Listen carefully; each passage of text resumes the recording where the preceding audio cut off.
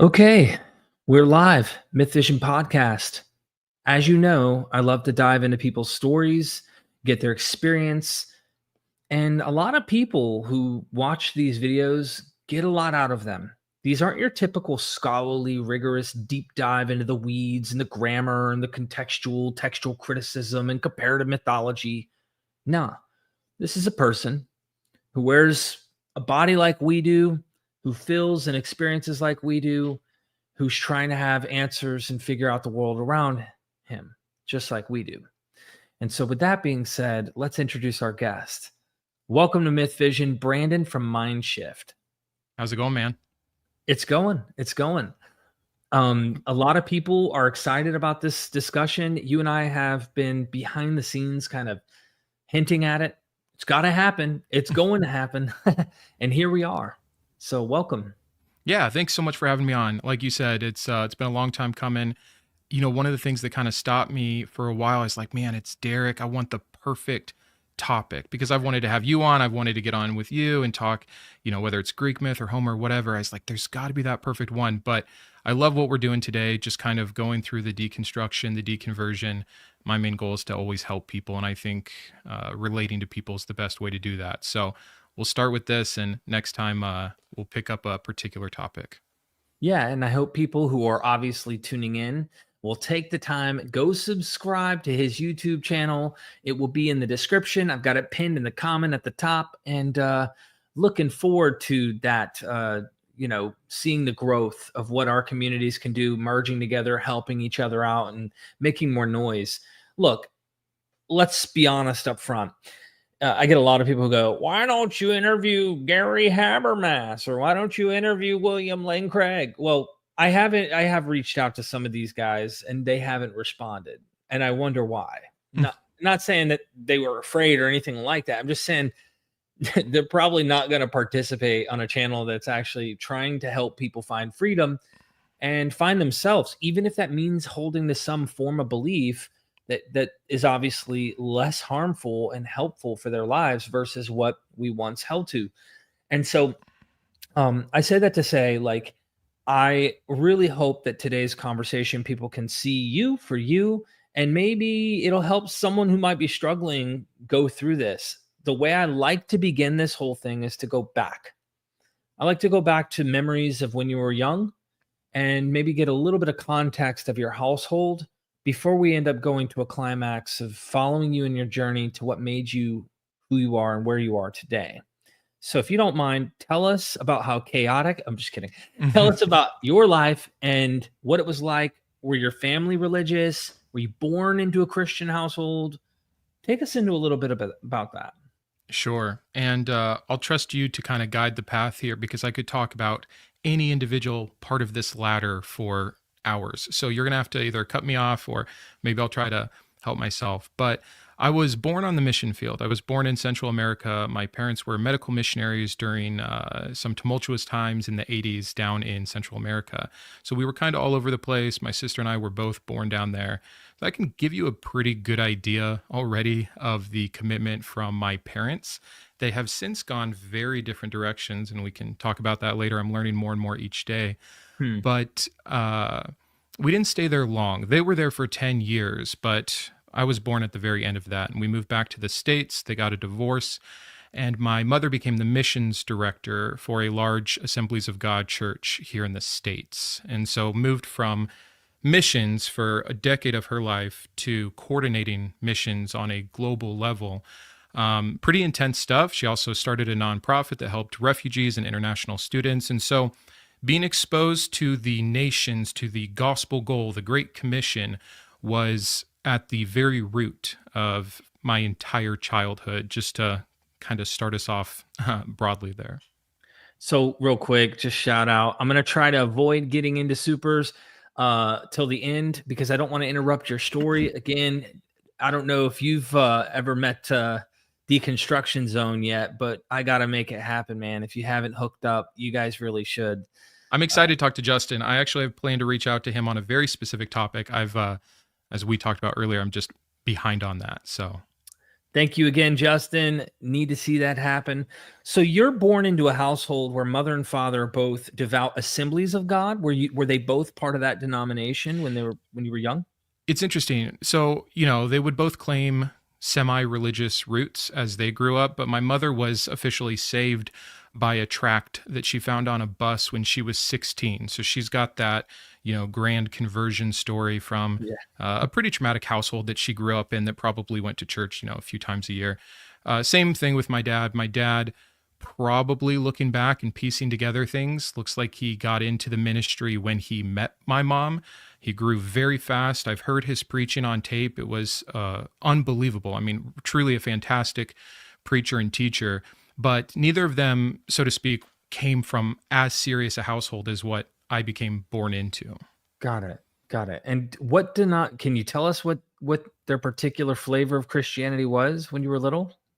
As fundamentalist and fanatical Pentecostalism as you could probably imagine, the whole thing. The main church that I grew up in, and I kind of evolved out into more and more progressive Christianity from the beginning. In high school, when I started kind of going to my own church with my friends, things took on a new flavor, and then Right. college, and then early married life, etc. But that first church, that main Assemblies of God, was everything that you would expect it to be. It was the dancing in the aisle. It was the people falling over with the power of the Holy Spirit. It was the speaking in tongues and the improper speaking of tongues, looking back, and non-interpretation of tongues and conflicting interpretations, scandals, the whole thing, which I'm always hesitant. Like, it's important to tell the whole story.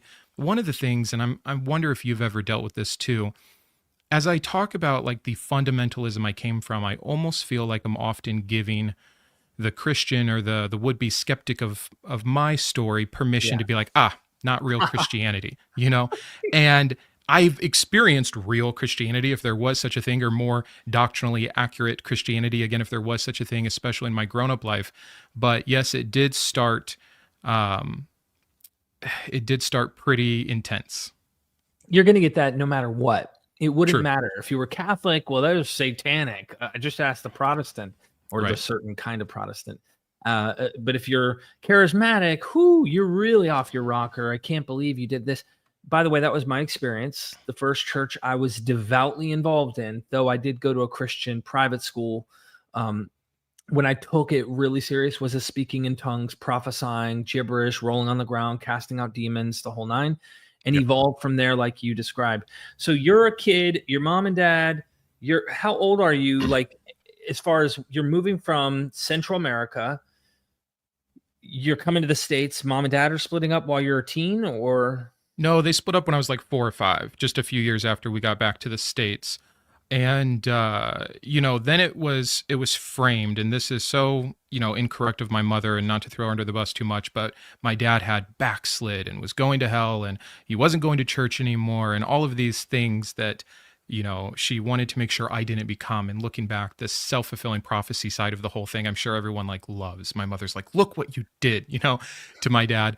But my dad never was an atheist. He just had his own ideas, and I think that what he encountered on the mission field, he felt really bad about. They were reaching these Mayan tribes, these truly indigenous people that spoke not even Spanish, like Mum languages, and he was fluent. He understood what was going on, but he recognized they were just stealing their culture. They were just trying to make little American Christians, and I think that was the tipping point for him. He felt bad, so he couldn't do it anymore with a good conscience. And then that did not jive well with my mother. And so it was like, all right, let's go back to the States to go our separate ways, essentially. And it hasn't been until the last few years where I've been more vocal to my dad about coming out as an atheist, where yeah. he was like, I almost feel like I convinced him, which is so funny because looking back on it, everyone thought my dad was the bad influence, but he still believed in a God. He still believed he had a personal relationship. He just saw it very differently. So it's something that's interesting for me to continue to piece together too. So your dad was still is he still a believer today? He would not say so. No, I don't know how much, we are on the exact same page with our level of atheism in this particular God concept, Right. but he's been pretty much on board with most of the things I've said. Okay. Okay. So sorry to jump ahead. I like to try No, and you're stay fine. Yeah. chronological here, but there's an important aspect, I'm sure, as your journey unravels and where you go. So your mom and dad are split. You're back in the States now and you're 4 or 5.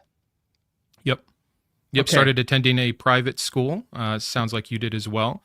Yeah. Christian school right down the street. In fact, I still live right next to it. Not a lot has changed here, and it's interesting. Most of my friends have their kids now at that school and reliving how we all grew up, and it's wild. Again, not to jump ahead, but yes, this No, private no. school was additionally as big a role in my spiritual life, if not more so, than the church. Although we were heavily involved in the church, as you can imagine, with my mom being the missions director.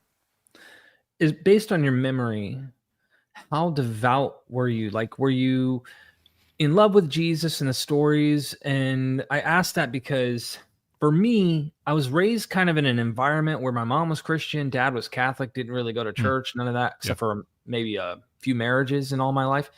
Um, there were moments where it was like profound, and my sincerity and my almost like obsession to it showed through action of how much I was about it, to where I was in like middle school and high school reading a Bible in a public school when all the other kids are talking about boyfriends and girlfriends and Yeah. all that stuff. So were you like, I almost want to say, what's the DC talk saying they used to say, crazy for Jesus, or like, Oh, sure. Well, you Jesus know, freak. yeah, were you a Jesus freak then, or Yeah. were you just kind of going through the motions as a believer who was copacetic? And I was pretty all in, man. There's seasons and there's times where you're convinced because of the own sin in your life and the sermon you heard that Sunday that maybe you weren't really as dedicated as you should have been, and you recommit your life and you go down for another altar call and all the things we're all so familiar with. But if you were giving me a scale between 1 and 100 on my early childhood devotion to Jesus, top 90s. I mean, I did the prayer. I remember it specifically in my sister's bedroom with my mom and sister when I'm like 4 years old. I meant it as much as a 4-year-old at that point can mean it. I was right, soon enrolled in something that was pretty common in the 90s for Assemblies of God churches. I'm not sure if you're familiar with it. It's called Junior Bible Quiz. It's sports for Christian nerdy kids, and it's truly like what is the academia version of like quiz bowl stuff, but it's like that. But aside from how silly it sounds, Junior Bible Quiz, and it's just this little thing through the church. I was on a team that went to nationals. I did it for 8 years of my life. I studied hours a day, truly hours a day of memorization. We had to know things in NIV and KJV.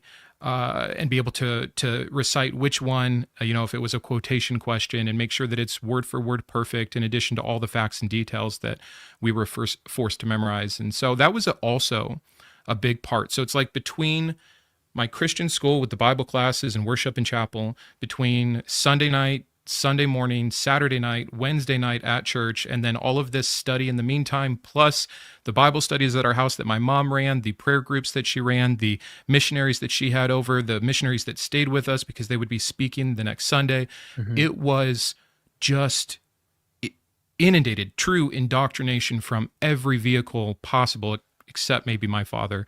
And yeah, I was all in. We can continue to go up the ages, but I yeah, believed, I felt I had a personal relationship. I felt like I really heard from the Lord. I felt like he was truly physically and spiritually present at all times, that I really believed in his omnipowers, that he was right there. I talked to him constantly, even as a little kid throughout the day. I stood up for him. As if I had a lot of Christian persecution, but I was made to believe that I had, right? But it was just a bunch of other Christian kids that I thought didn't know as much as I did, or were sinning too much, and so I was the witness. But it's almost cringy to look back at how seriously I took it at that age, because it's not what we should have been doing. So no, no. It's interesting that the all that played and factored into your learning and growing up, you would have known the Bible quite well compared to your peers, and you're going through these ages. You're saying your dad isn't as much of a religious influence on you. He used to be much more when you were really little, giving sermons. And then did you ever go visit him during the times with your mom and got a totally different outlook on life when you're around him? Or Not so much. So I did the every other weekend thing for my entire childhood until I was like 17 and stopped, going over there on the weekends. And those days would be the only Sundays that I didn't go to church, which always felt weird to me. And I was never, it was my dad. So as brazen as I was with other people about my belief, I knew he already knew everything I knew. I knew that he probably knew it better than I did. And if for whatever reason he wasn't going to church anymore, and he also got remarried to someone that, was not a Christian, at least not past, just cultural Christianity. And that was hard. It was this weird double life of, 10, 11 days out of a 2-week cycle. I'm with my mom in this crazy indoctrinated religious environment. And then it was just chill weekends working at the farm. That's my dad ended up owning a farm and nursery and things like that. And I just went out there on the weekends and worked, and it was just not part of the conversation. It wasn't anti anything. He never said anything. Props to him. Yeah. He understood my mom's point of view and how she was raising us, and she was the main provider and influencer, and he kind of just stepped back entirely from all parental roles, which would have included kind of the spiritual father one. So yeah, it was just this thing that was. So he was someone you could go to, though, which is, if you needed to, you could go to on questions or doubts or any of this kind of stuff. He would have been approachable.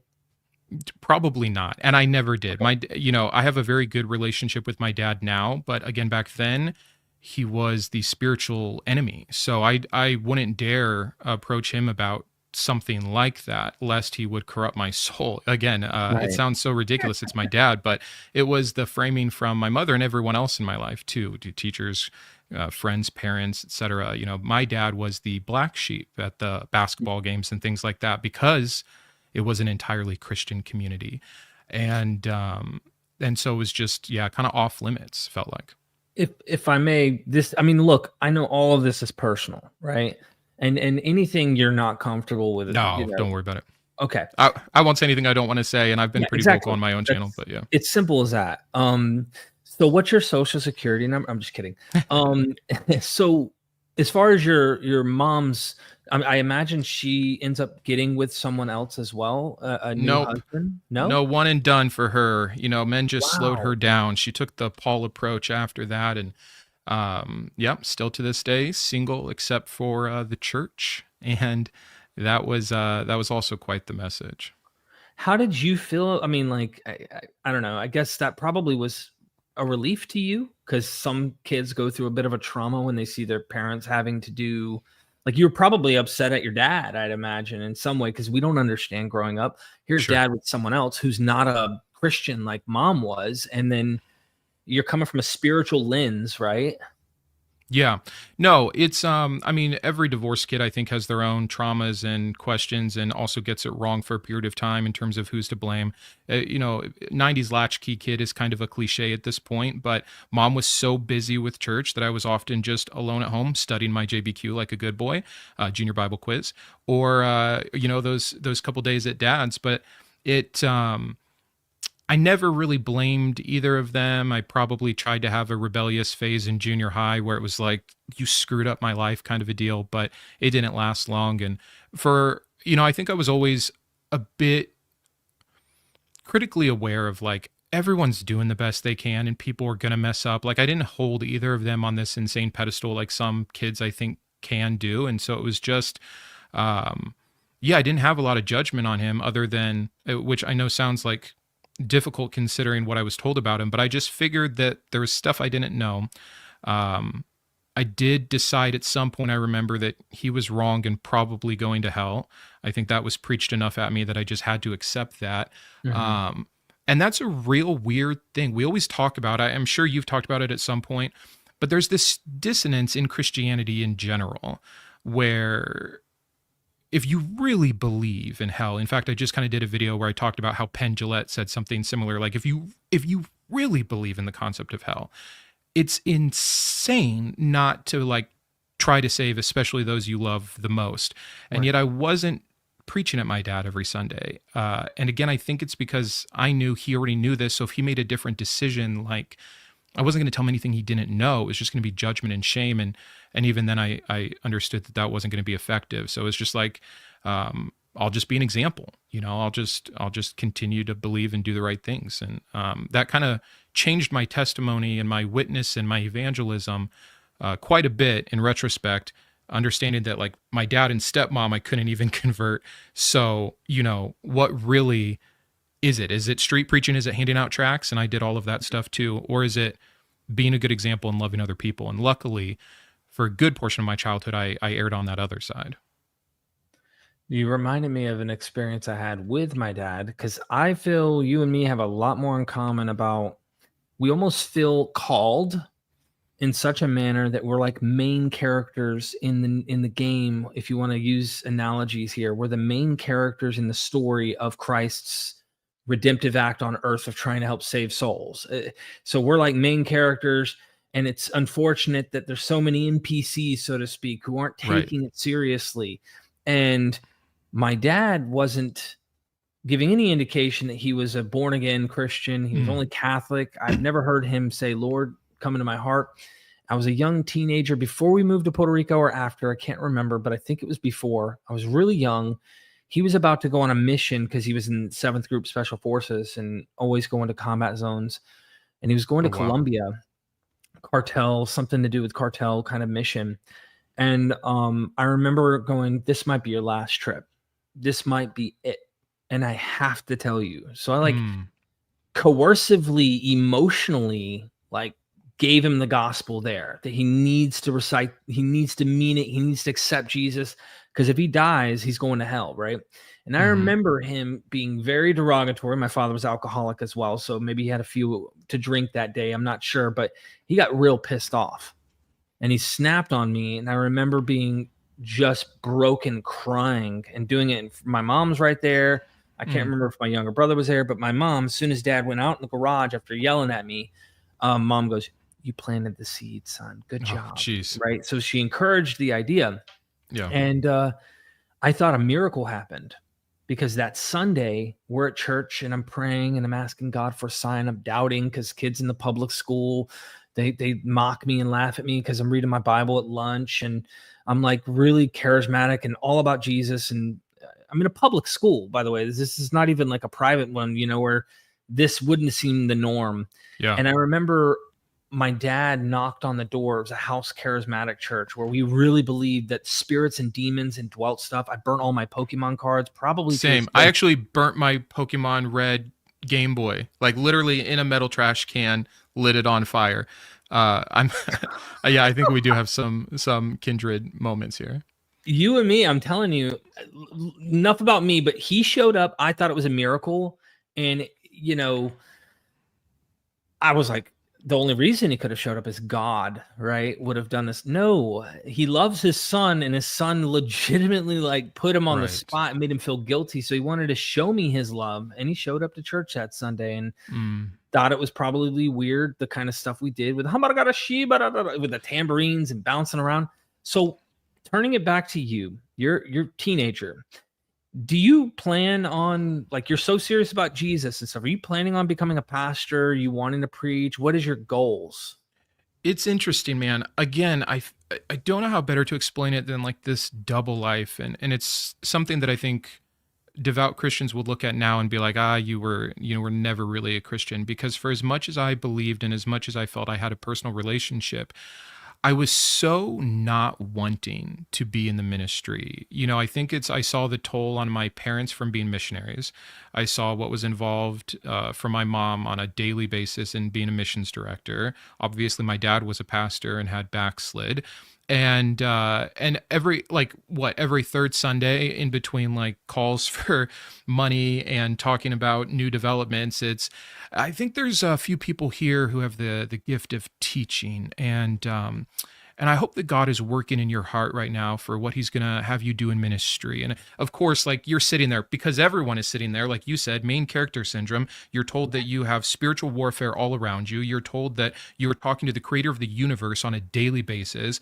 And so, yeah, when a pastor says something purposely vague like that, you do what everyone does with their horoscope or their fortune cookie and you apply it to yourself. And so I always felt like I was called into the ministry.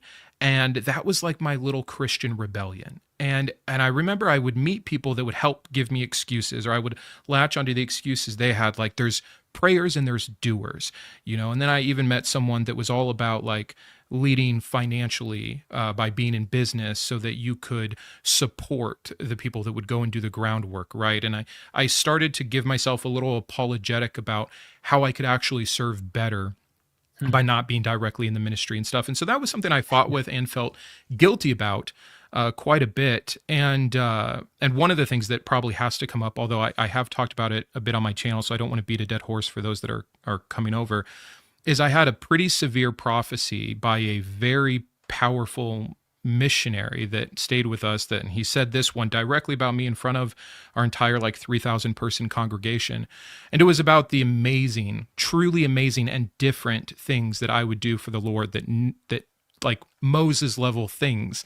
And my mom believed it entirely, and of course I believed it entirely, and then of course every believer who was there, that was everyone who was a part of my life, believed it and had this expectation. And so it's like the weight of that on top of all the ministry stuff I just talked about, was a real dissonance for me as a Christian, where I was just like, what is this going to look like? And there were times where I would just give it over to God, right? And be like, all right, Right. I'm a vessel.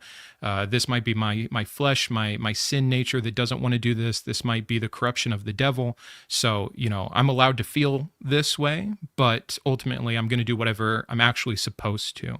Because when you're a kid, you just think like, oh, there will be an adult version of me that figures this all out. But I didn't make steps to go into ministry, is the short answer to your question. It's funny the way you paint that as growing up as a Christian. I loved theology. I loved studying Bible and studying a lot of the ways people understood it that were really deep thinkers and things like that. But then there was this level at which I wanted in my mind, but never wanted to commit to. And that was like overseas missionary activity on a whole, Mm, like go building huts for people who don't have homes, yeah. like a different level of like risking one's life and going out there and doing these things. I was, it's like I wasn't really ready to forfeit that much of my life. I'd rather just focus on how can I educate the sheep and teach the Right. church, and I'm a not really missionary in my own wanting. city. Yeah. Yeah, it's almost like the famous saying, like the hard teaching.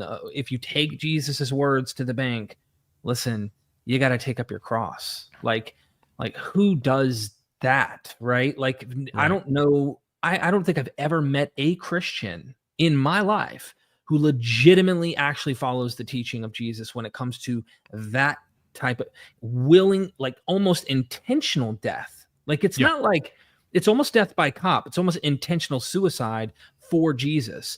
And I don't think I've met anyone who takes the Mm, teachings that extreme. I flirted with it in my mind, these kinds of things. Never did it. I'll tell you a funny story briefly, though. I was struggling with addiction. I was back drinking.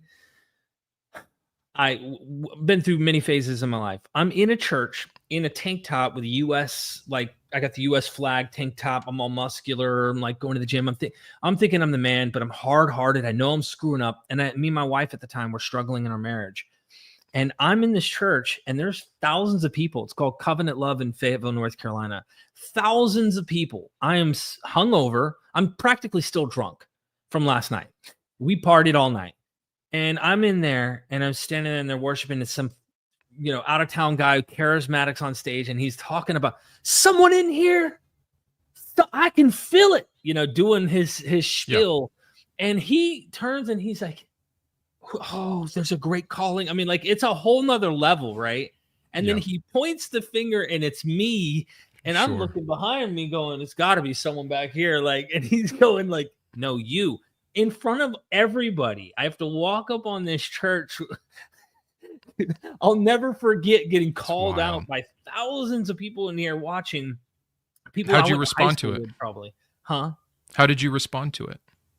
I was just humbled by it because I mean, at this time, I wasn't not a Christian. It's not like I didn't accept the worldview. I just Yeah. felt backslidden, and I was like, man, it So did you almost feel gave like it me was a conviction? Was that like the message was like come back, like do better, or was do it better. like great? Okay. Yeah, do better. And at the time, I'm pretty sure they could smell the alcohol, off Right. my Pretty breath. easy pick. Yeah. Yeah. So then they're talking to me on the side and they're encouraging it and all, like, you can do better and stuff. Um, And there's so much more. I can't get, like, out of the respect for other people's context and names, I can't name some of the stuff. My life was chaotic, I'll put it that way, at the time. And it did give me, like, get back on track, dude. But Jesus was kind of like methadone. It was kind of like, all right, I can go to this different thing and it'll maintain me as long as I'm doing it. And eventually something clicked, but we'll get there, I'm sure, Yeah. at some point, whether or not I get it in this episode or it comes out in another deconversion story. So you're what, teenager, finish high school? Are you going to Bible college? What are you doing with your life? Are you just get married young? What happens in Yeah. your? Yeah. That's a big gap of time. Let me try to be succinct. Well, I'm trying to figure out how Yeah. to get from teenager to like where you begin to start to deconstruct, or at least have doubts, and that might have started something. So Yeah. No, I mean there's so much we could cover. The junior high years were big for me. That's when I felt maybe the most devout, if that's the right word. Even amongst puberty and girlfriends and things like this, it was like, okay, that's the first sign of like growing up, of being some adult version of whatever this Christian thing's going to look like and what kind of decisions you're going to make. And I got in with a really good friend group. I had lots of good friend groups. I was in sports, the JBQ thing as well, the church stuff. My private school was like 75 kids from 2 years of preschool all the way up through 8th grade. And then we all went to a public high school together. There wasn't many Christian private schools in high school, or at least none that most parents wanted to pay for. And so we enter high school, public high school, huge high school, 3,600 people total. My graduating class was like 800 people. And I'm of the mindset that none of them are believers, right? If they didn't come from a private school like me, like these are all secular, just maybe even bad, sinful people, right? And it's so awful to look back. I made wonderful friends. I truly loved people. I had great friendships and relationships, but there was always this, well, where do you go to church? Well, what do you believe? It was just a constant part of it. And I think that annoying Christian freshman in me got beat down pretty quick by just the reality of people don't care like I cared. They weren't against me. No one hated God. All the things that I had been predispositioned to believe from my private school about what it would be like. You probably remember, I remember specifically like a basketball practice where I missed 2 layups in a row and my coach was like, that shit's not going to fly in high school. Yeah. And it was kind of the same thing from the Christian perspective. Like, you can't be weak when you go and you're surrounded by, 30 people in a class that don't believe. Like, you need to let your light shine, And it was interesting because there was kind of a decision made amongst like an inner core group of friends that we saw how unsuccessful, if that's the right word, our evangelism was. And it became more about like, again, kind of this constant theme of, okay, well, just be a good Christian, just lead by example, just love people. How would Jesus have handled it? And again, I'm thankful for that because I think I probably did a lot of less damage to other people that didn't believe like I did than I otherwise would have, or that I had done previously. And so there was this kind of mantra for us in high school about, like, it sounds so stupid, being cool Christians, right? Like, we could still hang out with people. We could still have normal conversations. We could still go to the movies. But then that led to such, again, that double life of like, should I have seen that movie? Like, am I being a bad witness? Like, what did I just let into my heart?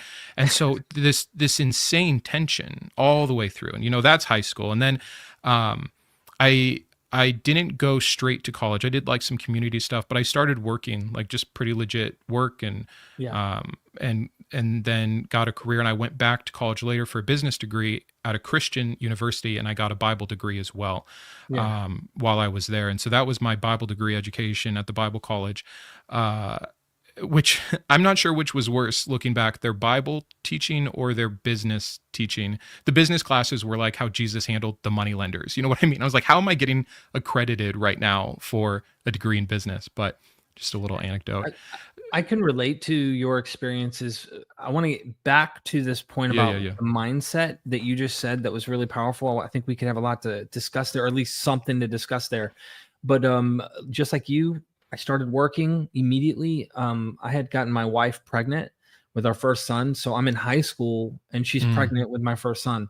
And because I'm a good Christian, her mom has to sign her over by law to me as like Wow. I'm now her caretaker. I'm like the parent for her. So I become her legal guardian, and she's like a year younger than me. And she has a baby, and then I end up going and doing landscaping and lawn care for years. Of course, loving the Bible, listening to Ravi Zacharias and William Lane Craig on CDs, like endlessly listening to CDs and audios and stuff of these guys. And then there was a moment I worked at the Christian bookstore and like would get all these DVDs and discounts and buy all sorts of stuff. I was really into it.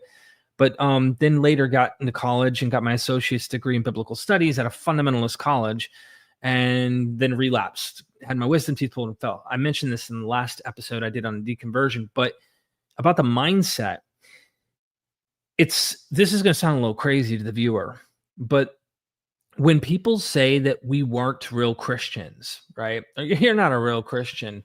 And we know how extreme we were, like even down to, I should have said this, I shouldn't have said that. I should not have seen that image on the screen, Right. that horrible video or that movie, or like, why did I think that? You're literally blaming yourself for thoughts, and you're trying to fight your thoughts, not just like, what did I do? But like, even your thinking is sinful, and you are living this sinful, constant struggle in your own brain. And if someone saw it, were able to somehow print it out or pop it up on a computer screen, they go, you're insane. Like, Right. you're really crazy. What is wrong with you? Like, what is wrong with your brain?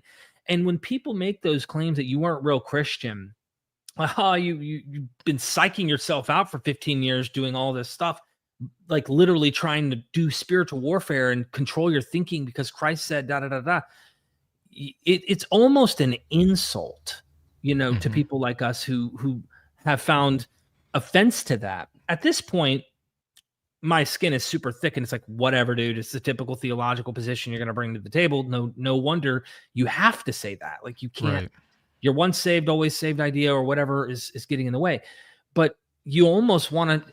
It's going to sound crazy. You almost want to go, I wish you could flay your brain out and then compare it to my brain and see who was more about Jesus. Like how crazy can you get when you feel like you want to express, were you as nutty as I was? I don't think so. So how the hell can you say you were more about Jesus? I was crazier for him than you were. Like, yeah, it sucks. It's a really, really difficult thing because, of course, doing what we do, we get that all the time. And I started a series like When Christians Respond, where I'm just trying to handle like the main things, like, oh, everyone worships something, or atheism is just another religion, these things. And one of the ones that I've wanted to do that I haven't yet is this: you're never really a true Christian, because it is an interesting little dichotomy. I don't know the best response, because in one hand, with what I know now, no one's a true Christian. On the other hand, like, under the guise of who Jesus was and what supposedly he said and preached and what it meant in the religion to be a Christian, in terms of giving your life over and denying yourself and trusting in him for the salvation of your sins, et cetera, et cetera. Like, of course, I was as real as a Christian as anyone else who's ever thought they were a Christian. But you're right. It is a defense mechanism from them that they simply cannot accept. It doesn't even matter what their theology is, whether they believe that you can lose your salvation or not. Yeah, that's true. It was some. I mean, of course, we're painting with broad brushes here, strokes, but it was Ruslan KD. I'm sure you're familiar with that channel, but he was interviewing someone and asked him, like, do you believe in once saved, always saved? And the guy's answer, such a good Christian answer, was, I believe once saved, always saved, if you were really saved the first time. And it's like, well, that's just it, right? Like, you draw the line in the sand where it works for you. And then anyone who does backslide or falls away or becomes an atheist or doesn't do what you think is, just, they never actually arrived in terms of being able to lose it. And so, yeah, it's a lose-lose game that I've been disinterested in playing. But by the way, there's a form of that frustrating. even in the Quran. Like, there is a form of this in the Quran. I can't remember what surah, but this idea that they weren't really of God, they weren't really of Allah, and so you do get this idea. So if they really leave Islam, they were never truly Muslim to begin with, and like, this is a common theological issue in both Abrahamic faiths. But yeah, again, I just thought how crazy when you were describing, I shouldn't have watched that movie, and I'm like, oh my God, dude, like, you and me were burning I was burning the Pokemon cards, believing that the spirits and demons, these were actual like demonic gods Yep. that were in the cards. And dude, there were like, who knows what rank? I can't remember how you rank like the specific cards to see what their value is today. I had so many Right. cards. I had so much probably money that I could have used for my children today. Yeah. And I burned them at a campfire with my Christian buddies, and we were praying over the fire, watching the colors from the cards and thinking, those are It's so demons. Look at wild. the color in the Oh my fire change. gosh. Just the Like, blue plastic burning. It's that's so it. crazy. Yeah. Yeah. Yeah, it's amazing what you'll find. I mean, you mentioned it earlier too, like with the example with your dad coming to church, you interpret everything through the frame of the spirit world essentially, and it's so powerful, that confirmation bias. I saw it in everything too. And then you see how much of it is orchestrated behind the scenes. I remember one of the first times that I had ever made money, like I mowed a lawn or something. I had $10 in my pocket, and we were at church, and the offering plate came around, and it was like, oh my gosh, like I can give an offering, and do I do it? Like, I was so happy to have this $10, and it's coming quick. Like, you got to make that decision. And I'm sitting next to my mom, and I can feel the like, is he going to do it? And I do it, right? And then later that day, she buys me a new Lego set, and under the guise of like, God wants me to reward you. Look, like when you put fruit in, you'll be able to sow, yada, yada, yada. And again, like, devious of her, manipulative of her, but not from her perspective. From her perspective, she's the vessel working through Jesus to properly reward me for my faith, because that's where she's at, and she's the only one that knew.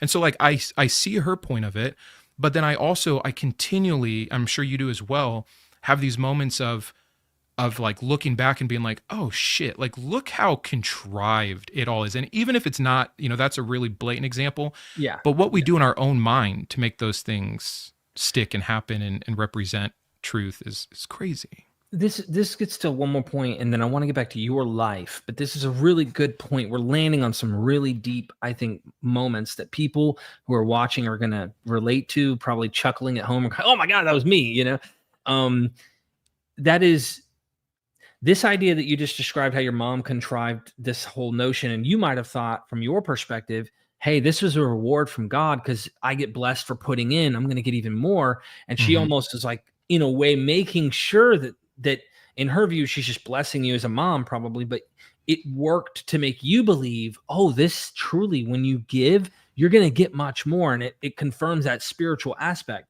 Well, a lot Yep. of viewers, and I get this a lot, they ask an interesting question. They're kind of triggered. You could tell in the comments.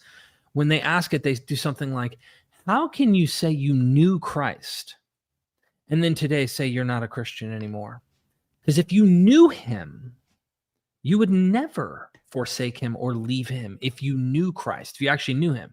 And Yep. I get what they mean by new Christ, because you and me had deep conversations with Jesus in our heads. We had our conversations with God, with Jesus. I mean, I was praying all three of them at times. Sometimes I was Yeah. just praying to the Holy Spirit. Sometimes I'm praying to Jesus. Ooh, you're a special one. I actually just made a joke about that on a recent video that I did about this concept. Or it wasn't necessarily about that, but I did start with, making a little joke. The Holy Spirit always gets left out, because I always prayed, sometimes to God, sometimes to Jesus, sometimes to God through Jesus, but Right. I never said dear Holy Spirit. So good on you, man. I just tried to cover bases. It wasn't like I Sure. always did. I think the most common was Father God, right? Because Yeah. everybody goes Father God. But I tried to cover all bases. The point is like when you have that much conversation in your mind, the sincere person who's believing in this religion will feel like they know this person. Yeah. And what I think happened, and correct me if your experience is the same, because we're jumping the gun here, but we're going to get to what happened that changed your views and how you became where you are as a non-believer. For me, it wasn't I stopped knowing Christ. I now have rationalized what it was. So for the believer, if you're trying to hear out a still man of our view, and correct me if your view is different here, Brandon, it's not that we stopped knowing Christ, is that all those conversations we had with Christ, we figured were ourselves the whole time in our heads. So we were actually, if you will, talking to ourselves. And I Yeah, talk to for myself sure. to this day. Huh? Yeah, no, I was just agreeing and confirming. Yeah, exactly the same. And I think it's one of the reasons that like good educational, psychological, and rational teaching are so important in neuroscience to understand like there are psychological phenomenons that explain all of this, and not like unapologetic that has to stretch the truth to explain like, no, we know this. And even the Christian can know that this is true when you compare it to anyone in another religion that believes they're, speaking to Allah or speaking to Krishna or whatever. They're being guided, they're being loved, they're being led, they're being comforted by their God.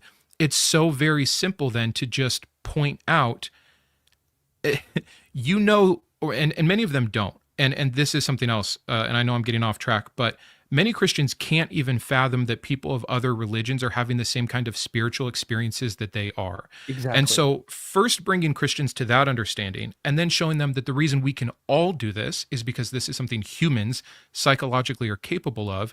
And people like you and myself and everyone else who is deconverted has come to the understanding that what we thought was the Holy Spirit leading us, what we thought was Jesus talking back, what we thought was God the Father comforting us, was our cultural network at play in our mind. And it would have been Zeus and Athena if it was a different time frame and culture and place, and it would have been Right. Krishna, etc. And so, yeah, that's such an important understanding, but I also understand why so many Christians can't get there in Yeah. their current belief system. I get it. I mean, look, it's almost like a cultural tribalism in the brain about Yeah. your particular guy or God and whatnot. That we see this in almost everything: politics, social issues, you name it. Right? We have a mindset made up. So anyone who would even speak and say, I did know him, but he was me all along, and it was that framework in my mind." Um, I don't know if they can even quite get that. It's almost like we need to continue in the story, because I imagine some of this Sure. expanding your mind as you started to realize the world was much bigger than your bubble. It's almost, I always like to come back to the movie Bubble Boy. If you ever watched it, did you see that movie? Maybe once on like a, yeah. The mom at the very beginning, he's in a little bubble, he's young, he's like a little baby, and she's just like raising him in the house, like totally kept isolated from the world, and saying, if you come outside of this bubble, you will die. You cannot live outside this bubble. So his entire life he's in a bubble. And I mean, he's a grown-ass man roaming the world with a bubble. Like, I'm talking about a big ball bubble, and he's like going all around it. Yeah. I'm spoiling the movie, sorry. So if you I think wanted you're to, okay. you should watch the movie. Either way, it's still hilarious because there's so much detail I'm not going to mention. But like, the bubble pops. How does he deal with it? Well, immediately he thinks he's dead, or there's no way I'm going to stay alive. And now he has to rationalize, now that the bubble popped, he has to make sense of the world now. And It's a good everything analogy. he had been told was a lie from his mom. In a way, I feel like this is our experience with the kind of Christianity that we've been taught. And I say not the kind, I would just say fundamentally Christianity, because that's the quick, yeah. It's those assemblies of God. That's what it Right. is. It's those charismatic. Oh, it's the Presbyterian PCA Reformed. It's because you were Reformed. Oh, no, it was that Calvary Chapel that you went to, Derek, or whatever versions of Christianity, because it's easy for them to point fingers that way. So let's continue your journey. You're what, mid 20s? You're getting married. You have a Bible degree ish, and you are still devout. Yeah, so I got married at 21, and maybe the first time that I ever allowed myself to doubt at all, like really never even let it in, even though having a dad who didn't maybe believe, was when I was engaged. I remember thinking like, shoot, I better figure this out quick, because like I'm engaged to a Christian woman, we're planning a Christian wedding, a Christian life together, raising Christian kids together. And I looked back just like a year ago when I was kind of first starting the channel at this journal entry, and I can't even believe how candid I had allowed myself to be in this journal entry. And I must have just turned it off, because the things that I was questioning there, I mean, there was everything. There was gospel contradictions. There was the justice of hell, all the normal stuff. But that would have been at like 20 that I'm fully having this conversation. And to give you an idea, I didn't deconvert or start my deconstruction till like 30. So I took an entire decade where I put it on the shelf, got married, had a couple kids, got a Bible degree, involved in church, really just figured there were people smarter than me. That, I mean, this is why there are apologists. And it truly worked for me, because Mhm. yeah, there'd be little things crop up during that decade, but every single time I could just turn to Paul Copeland's book, right? And be like, oh, yeah, no, that's what actually happened in the Old Testament. I didn't know the context. And it's just amazing how well that works, because we wanted it to work and they want it to work for us. They're not trying to convert anyone. They're just giving us the excuses we need. And I think between those questions and getting them answered, and then getting into more progressive Christianity that didn't make me feel as bad. Like, I recognized even early on, like early 20s in my marriage, I recognized the issues with fundamentalism. I recognized the harm that was doing, but I didn't blame God or Jesus or religion or Christianity. I just blamed that particular interpretation and acting out of it. And so I continued to look for what was closer to the truth. And then you start moving into free grace theology. And I dabbled in Calvinism a little bit, because how else could you explain the fact that God is totally 100% in control of everything, but people still go to hell? Like, you still have to marry some of these concepts together. And so I was always looking for what is most true. Like, that was the end goal. I didn't realize what a problem it was that there was all of these mismatched truths within supposedly the same religion until much later. And that played a big part in the tipping point. There was kind of a head of many things came together. But yeah, I would say all through my 20s, I'm building a Christian foundation for my marriage. We start having kids towards the end of that. We had my first son, my first child at 28. And then things started to ramp up pretty quick after that for the deconstruction and eventual deconversion. Before we get there, so we're climaxing here. We're almost at the peak. Who were some of your favorite apologists through your 20s? There was a part of me that I know a lot of people get into, like, they watch this particular YouTube channel and they read everything this guy wrote, right? I never wanted to hear from man. And I know that sounds so like narcissistic. Like, why would I? It was nice if Paul Copeland could explain something that I didn't understand, but I was going to get my understanding from Jesus. I had my quiet times. I was reading my Bibles. All the answers were there. And, that's probably some of that fundamentalist Protestant upbringing of like sola scriptura, where it was like, I shouldn't need someone to explain it. It's great if so, but it was more like, it would just be happen chance. I'd see this video, I'd Google a question, and someone would have written a blog article about it. So I don't know all the people that I was getting influence from. There wasn't like I had a favorite. I remember like some last grabs in my deconstruction, just checking myself, doing the whole Lee Strobel and Frank Turek and Paul Copeland, like going through all of that just to hear what the final answers were from people that were popular at the time. But I wasn't even that big. I want to make sure I'm being accurate. I was going to say I wasn't even that big on theology. Like, there were people that I appreciated their insight and their commentaries. But again, I thought it should be from Jesus. I thought it should be from the Word, through the revelation.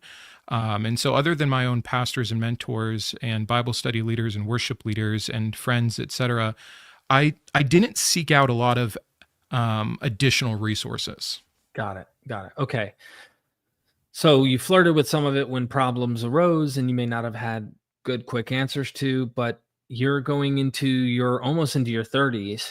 And that's not to say I didn't go through like severe teaching. Like, one of my biggest hobbies still and always has been is reading.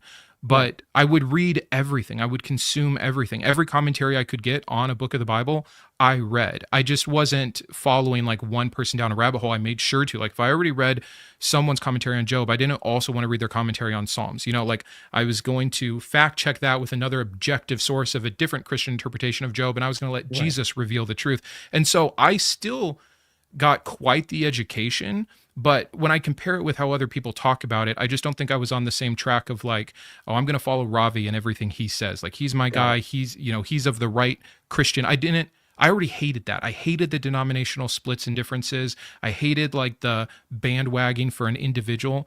And, that was probably my own self-righteousness of, oh, I understand better. Let's get objective sources. Let's round this out and let Jesus be head of the table. But that was my thinking at the time. No, I get it. I mean, that makes sense. Some of us might have thought this guy's better than this guy. I mean, clearly I favored certain people when I listened to them.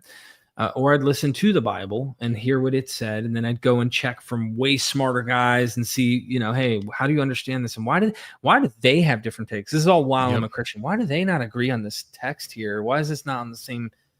What's going on with this interpretation? So what happens 28, 29, 30 years of age that gets Brandon to go from full on, like, there's no way to put it into words, even if we spent days describing our experiences and all of this stuff, like, you can't even convey it unless you've lived it, right? So what happens that can put any kind of chink in your armor at this point with your belief in God? Yeah, I'll try to be succinct because honestly, looking back, there's like 10 things folding in at this perfect crescendo that led to this great tipping point. The catalyst for sure was having my son. And, even for a good while during the pregnancy and into his first year and even maybe into his second year, again, 30 is the number in my head where things like really ramped up. But that year and a half there was like, okay, I'm now responsible for someone else. Like, yeah, I've always been called to be a witness and we always need to evangelize and be ready to have a kind and gentle account. But I'm now raising another human being from scratch. And I realized, and I think most parents probably have this realization at some point, I could get him to believe whatever I wanted. And that also started to question things a little bit, like how much of this was because of what I was told on Mother's Knee versus like the truth of this. And so you start having that, like, am I just a product of my time, place, and culture? But put that out of my head still. And it was more about being responsible. I wanted to take the things off the shelf, is always the analogy I give, and really deal with them one last time before I committed to teaching another creature of my own making what the truth of the world was. Like, I really took seriously what it meant then to be a father and to be a spiritual example. And it got to such a point, many people think like that's when the deconstruction started and all the things started coming off. It actually went the opposite.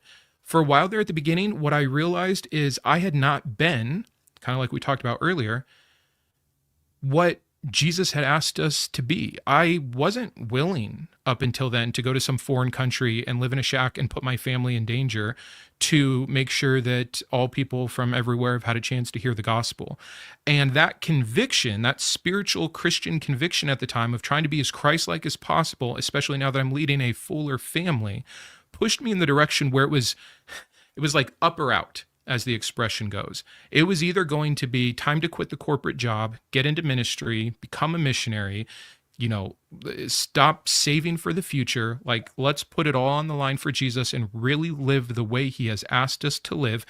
But if I'm going to do that, I need to first understand those things that I have not understood or that I have doubted or that, again, I've put on the shelf. And so in that up or out, I went out. It's really as simple as that. Too many questions couldn't be answered. Too many contradictions showed up. When I was really willing to be as intellectually honest as possible and to research everything to the nth degree, and this is, a 3 to 5 year process essentially, right. There was nothing left standing. There was such a simple answer for all of it. The denominational issues. There's not the witness of the Holy Spirit. The hell issue. That is unjust. I don't need to make excuses for a perfect being. I shouldn't have to. I don't have to make excuses that his ways are higher. The divine hiddenness issue, well, that gets eradicated with Paul. If Paul's a murderer of Christians who is not reading his, not in his quiet times with Jesus, isn't asking to have truth revealed and God can meet him on the road to Damascus, but not answer my questions, who's devoted 30 years of my life, like for every major issue, there was such a clear understanding finally when I was honest of what the psychology was, what the indoctrination was, what the Christian excuse was, why the apologetic worked the way that it did, where I just couldn't defend it anymore.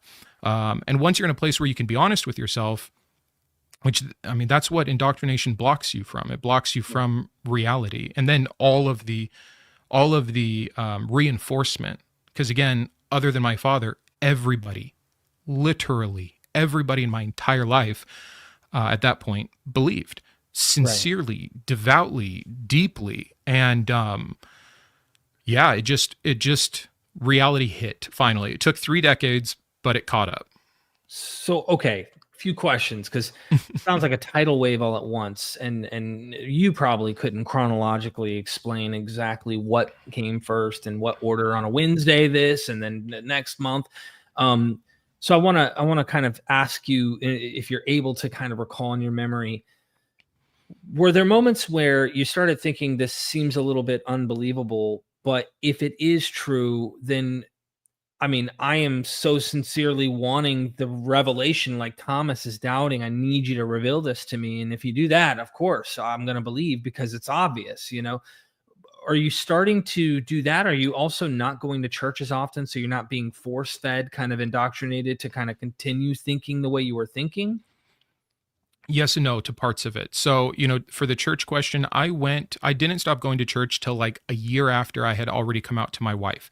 Out of kind of this respect for her for a while, I thought that was maybe the right thing to do. We were still like taking our kids there, even though I didn't believe. I was kind of playing it the way my dad had played it, where I Mhm. was more silent. Is okay, like I don't believe anymore. I'm still figuring it out, but you know, I didn't quite have as much conviction of how inaccurate and harmful it was as I do now.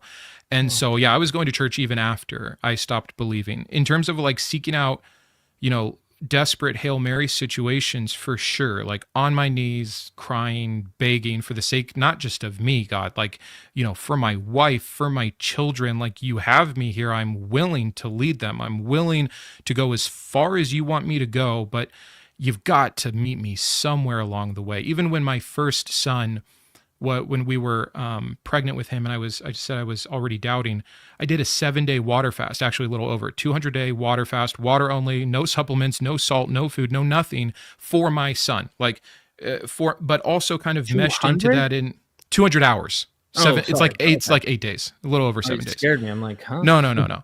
It was still very intense for me, and at the time, it was very spiritual, and it probably kept me in for like another 6 months because so much confirmation bias about what God had said to me in this fasted state, and it was like it's kind of like giving my son to the Lord, making this sacrifice at the beginning of his life while he's still in the womb, showing that I'm like willing to do whatever it is the Lord wants, right? Like people will look at that and they'll say like, oh, extreme, or you have a misunderstanding of fasting. But at that point, it didn't matter. The point was to show, even to myself, that the devotion was still there, the desperation for truth was still there, and the ability to be committed was still there. And so it was, continuing to prove to myself as much as anything that I was being sincere about this search. I wasn't just angry. I didn't just want to sin. I wasn't hurt. Honestly, my life was freaking awesome as a Christian. My Mm. wife is amazing. Our kids are so cool. Like, I've got great Christian friends. It would have only been upside to be able to continue to believe. There was truly no benefit or gain for me to deconstruct or deconvert. It's just the way my brain was wired, and I think came from some really healthy, sincere desires before I passed it on to my children. And so, being honest with myself like that allowed me to just, check my intentions at the door, which of course I prayed about and gave over to God as well. And then I felt a lot more peace when the answers, no matter what they came, because that is the whole goal of seeking truth, right? Like, if you're going to say, oh, I'm committed to truth until it's something I'm not comfortable with, or something that hurts me, or something that is going to ostracize me, you're not really seeking truth. You have to be Yeah. willing to follow it wherever it goes, which is the mantra of my channel for a reason. And so, knowing that I was going to go wherever the truth went, which still might mean getting it wrong, backsliding, and coming back to Jesus, that just hasn't happened yet, but I'm open to it. Like, I will go where the truth is.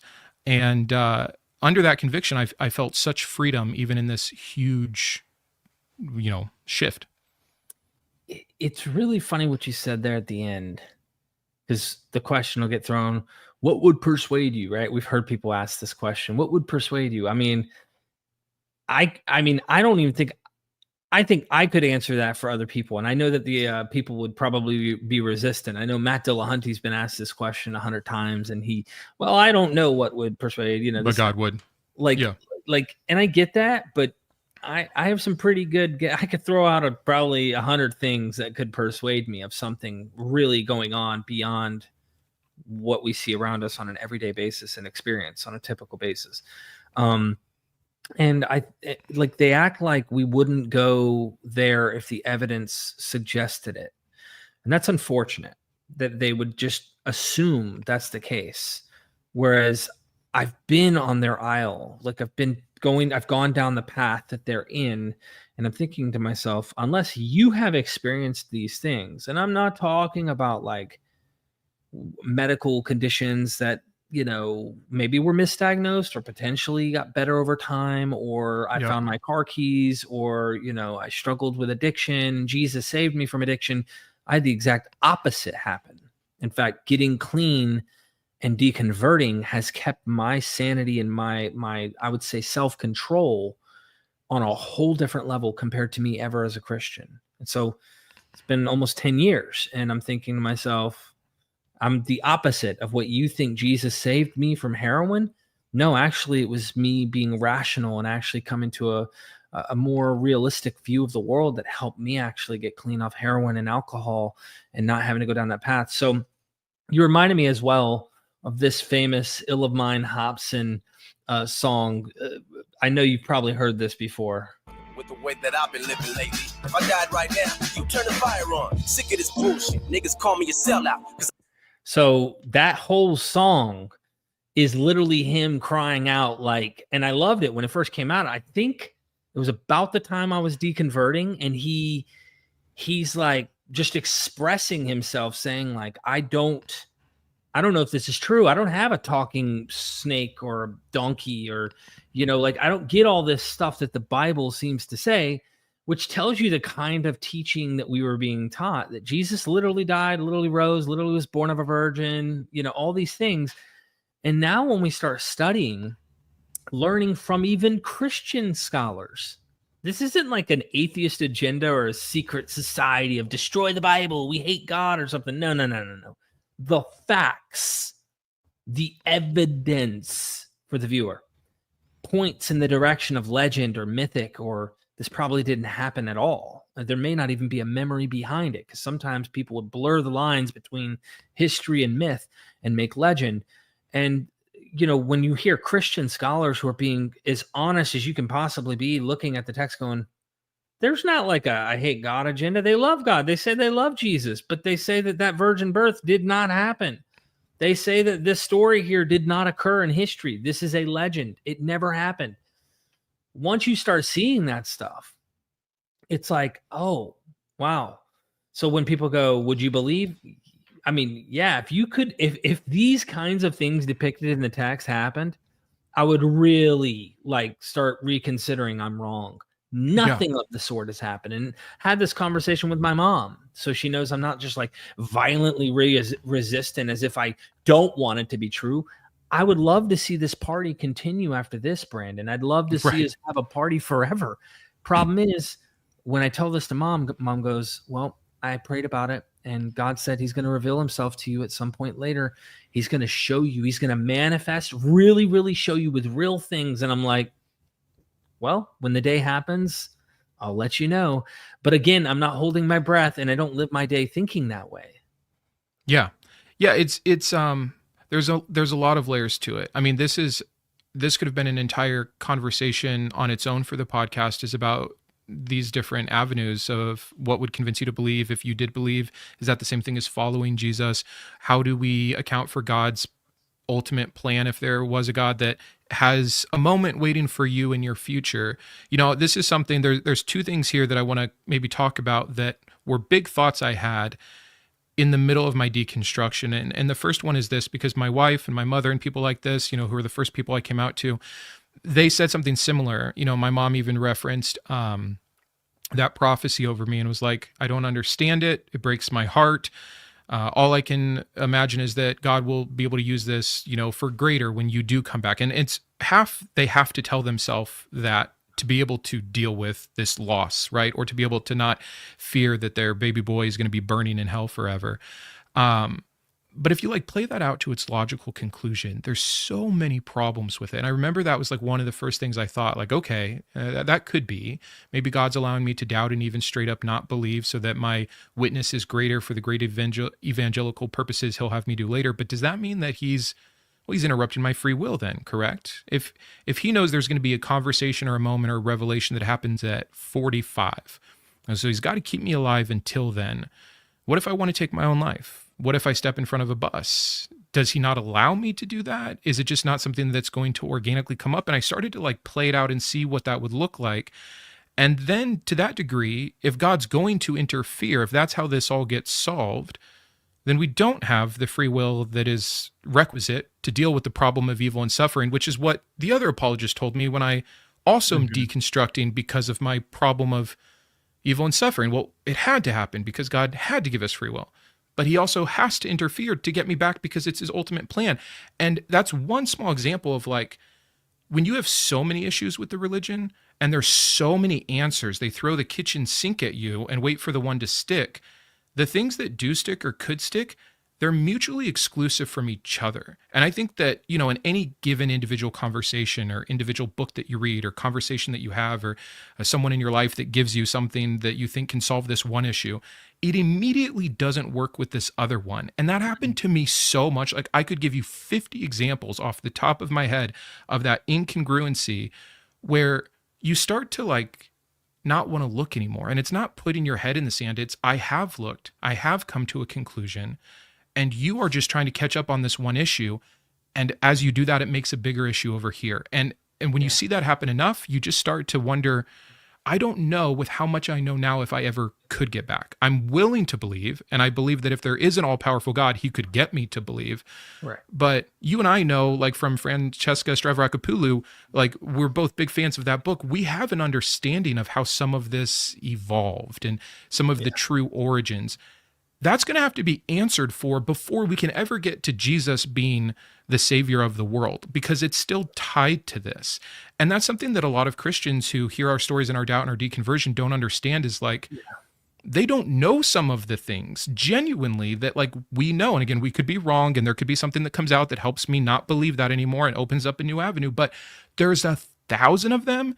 And for one person to be able to reconcile all of that, or one experience to reconcile all of that, I'm pretty doubtful that there's this Christian God because of all of those things. So I don't ever want to be disingenuous and be like, yes, I would absolutely believe, I'm willing to come back. Like that's my intention. Because I do want to follow truth. But there has to be a point where sometimes you can truly know something. And one of the things I feel I truly know is that this God is falsifiable and has been falsified. So, you know, just to be clear. Yeah, there's so much you said there. Whew, sorry, that's no. There's episodes on episodes of ideas that could be drawn out from that.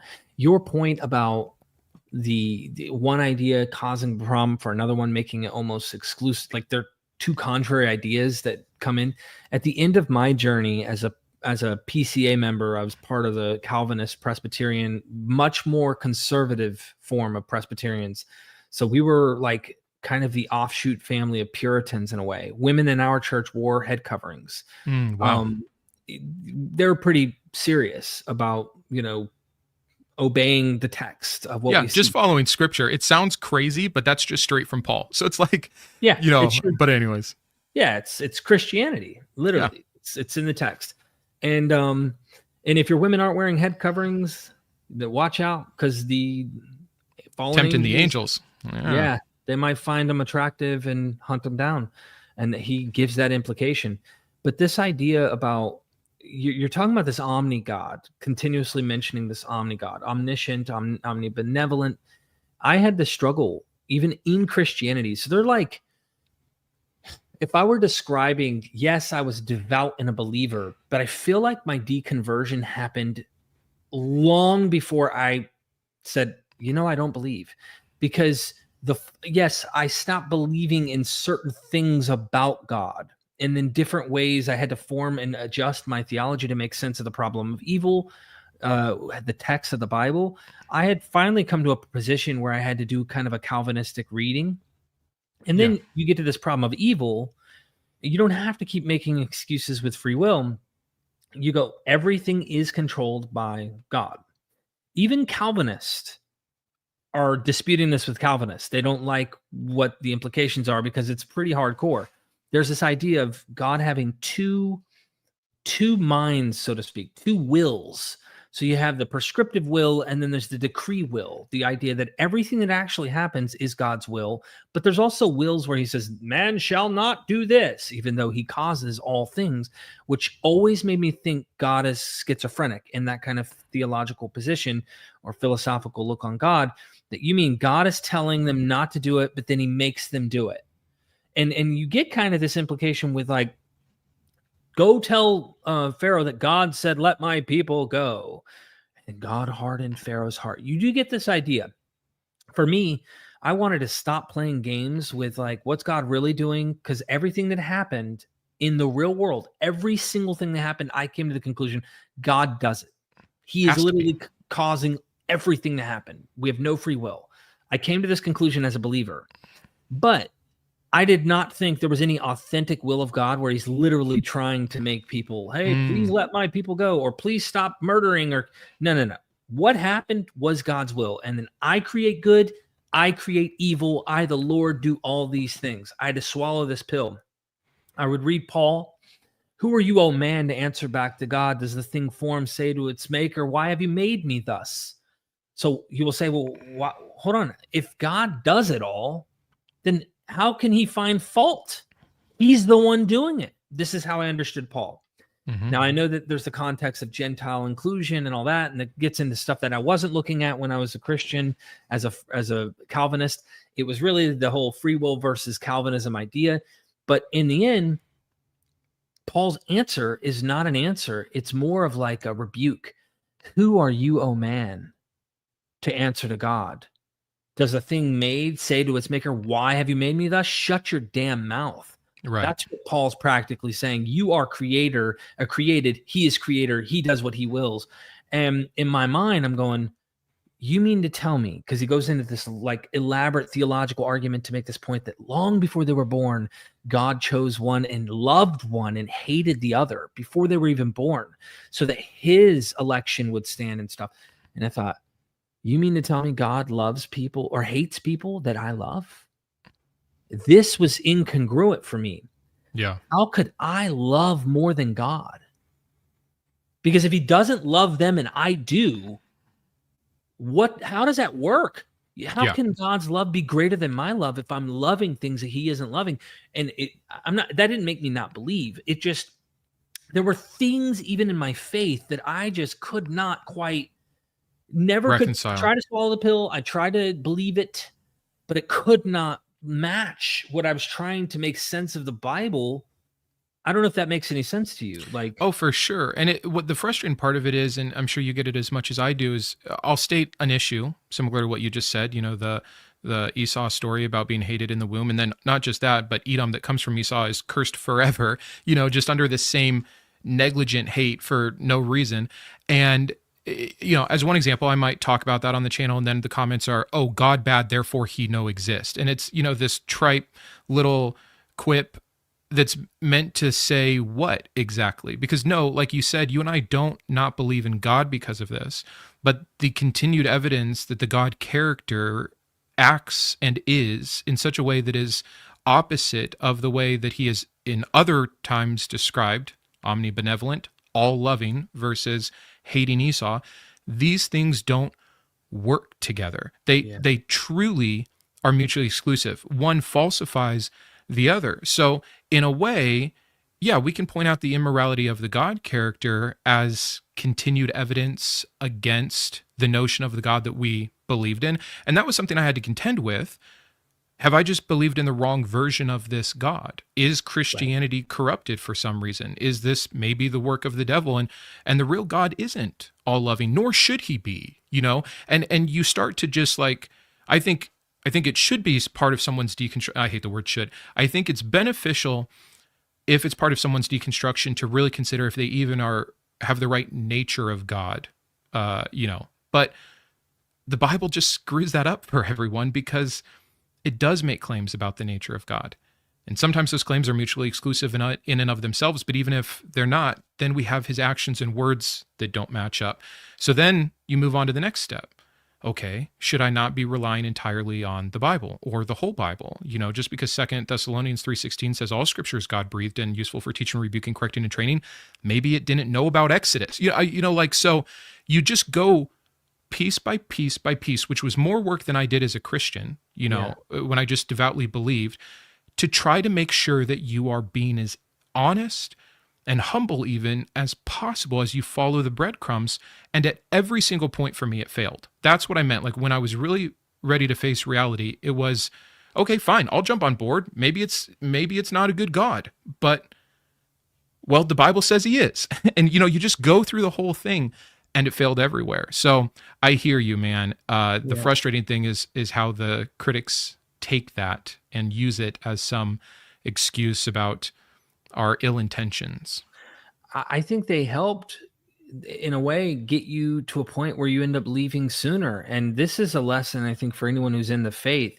I think your best thing is long suffering and patience with your friends, and not to be so harsh, because I'll tell you, like, you're to and fro with the wind with this doctrine, Ephesians, you're going all over the place with different denominations and different theological positions. It's because I was exploring and really testing things to see what made the most sense and trying to follow what made the most sense with scripture, because scripture was my thing. And of course I viewed it univocally, which now are in a whole different, once the bubble pops, you can actually go, hold on.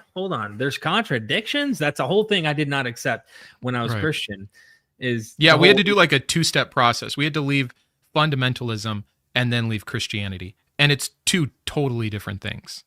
Yeah, because I didn't go from I'm a Christian to I'm an atheist. Like, I didn't go there. There was a distance of several years between those that caused me to go down that path. So I want to explore that with you a little bit here. Clearly, there were questions you couldn't answer that caused you to really not be able to believe these ideas anymore. For me, part of my journey was getting into and exploring more science, because I didn't believe evolution. I believed the earth was young.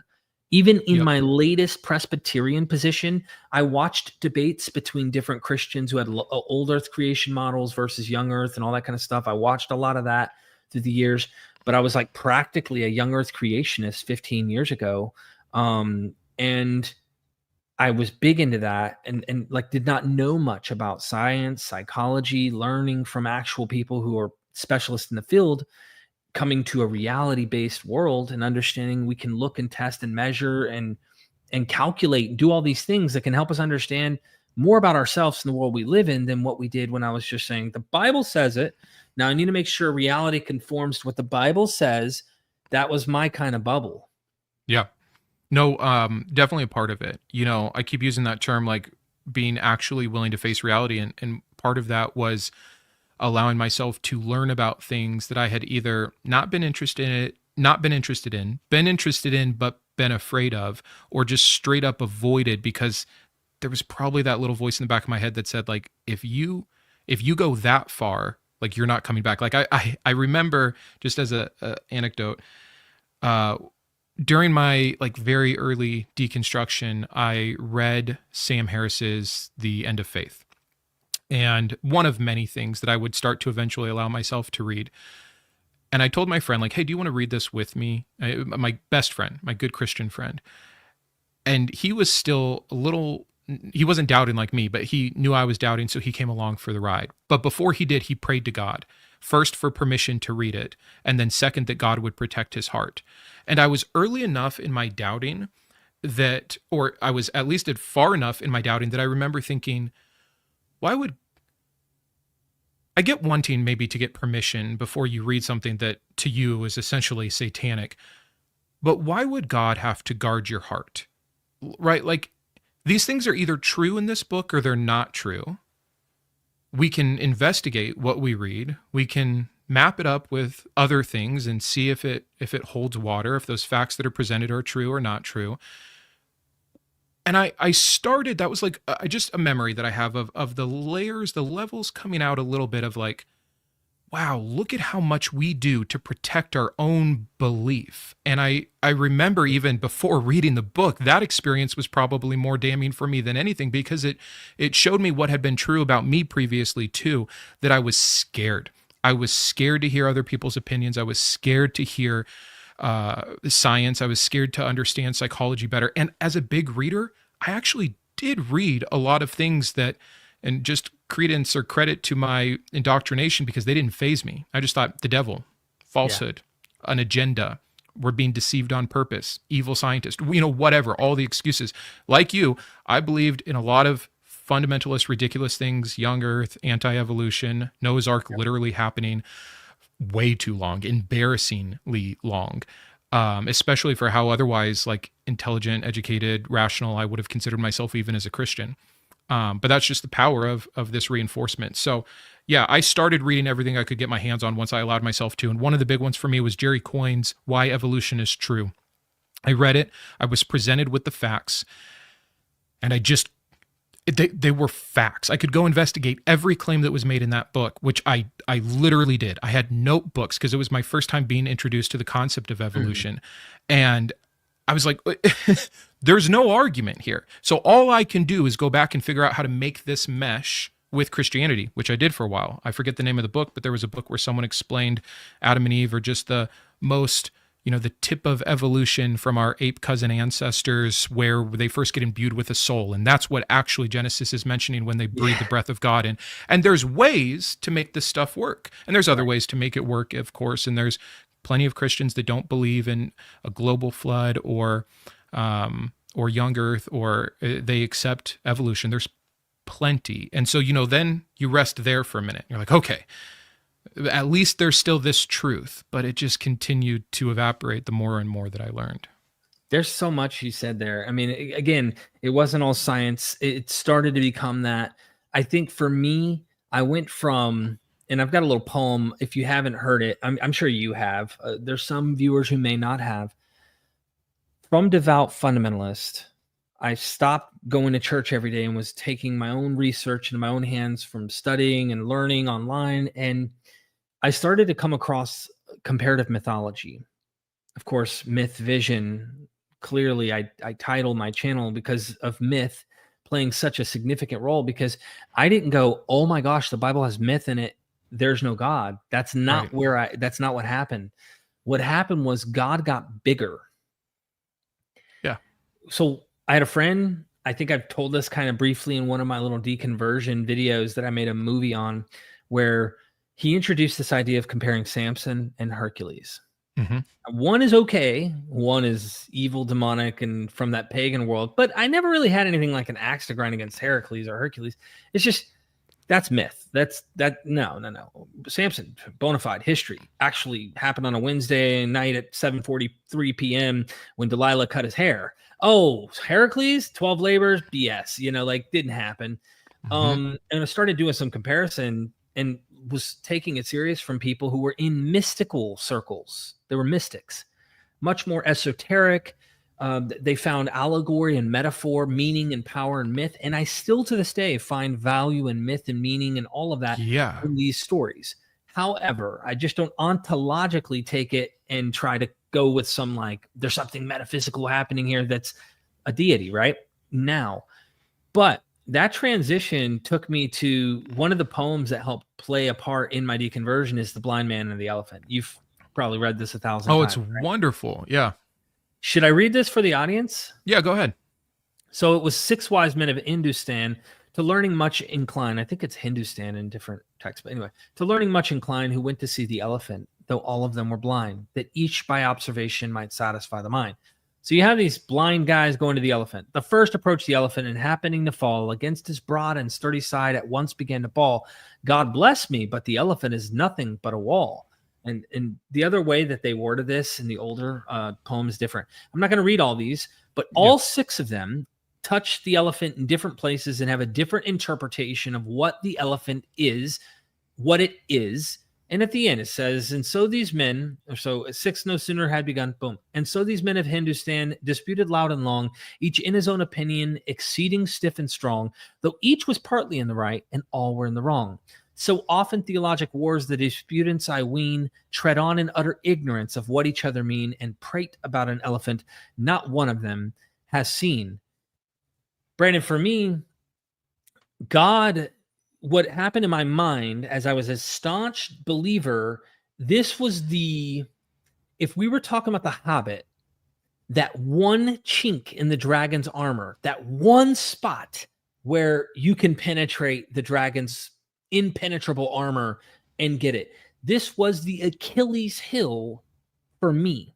Once I realized these stories may not have literally happened, the freedom I felt and the liberty and interesting ways of interpreting this material in comparison to other stories that I had no problem doing that with, there was something psychological for me to go, oh, this is a powerful story and a lesson. It's not like I needed this to have literally happened. I actually could free myself from the bondage of literalism and explore text, and even was willing eventually. I wouldn't do it with Jesus yet, but eventually I was able to go to Jesus and see, is there something here that is also doing that? I believed in God as I did this.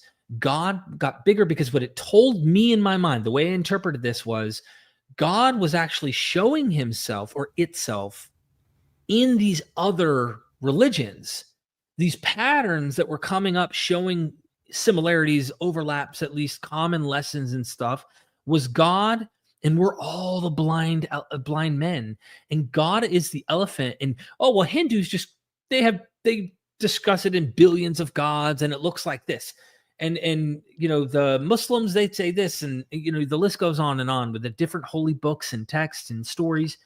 So God got bigger, and I didn't have like a category, maybe pantheism, where I expanded my thinking to more of a mystic who thought God's trying to talk to all of us, and I no longer had those barriers where Jesus is the only one.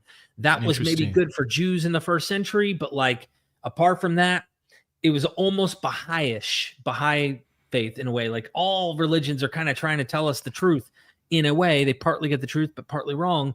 And when I went down that path after a while, the God that got bigger, the concept got bigger. It really was inclusive of all cultures and religions and non-religions, to a point where he had no power over my psychology and over how I lived. And there was no trauma.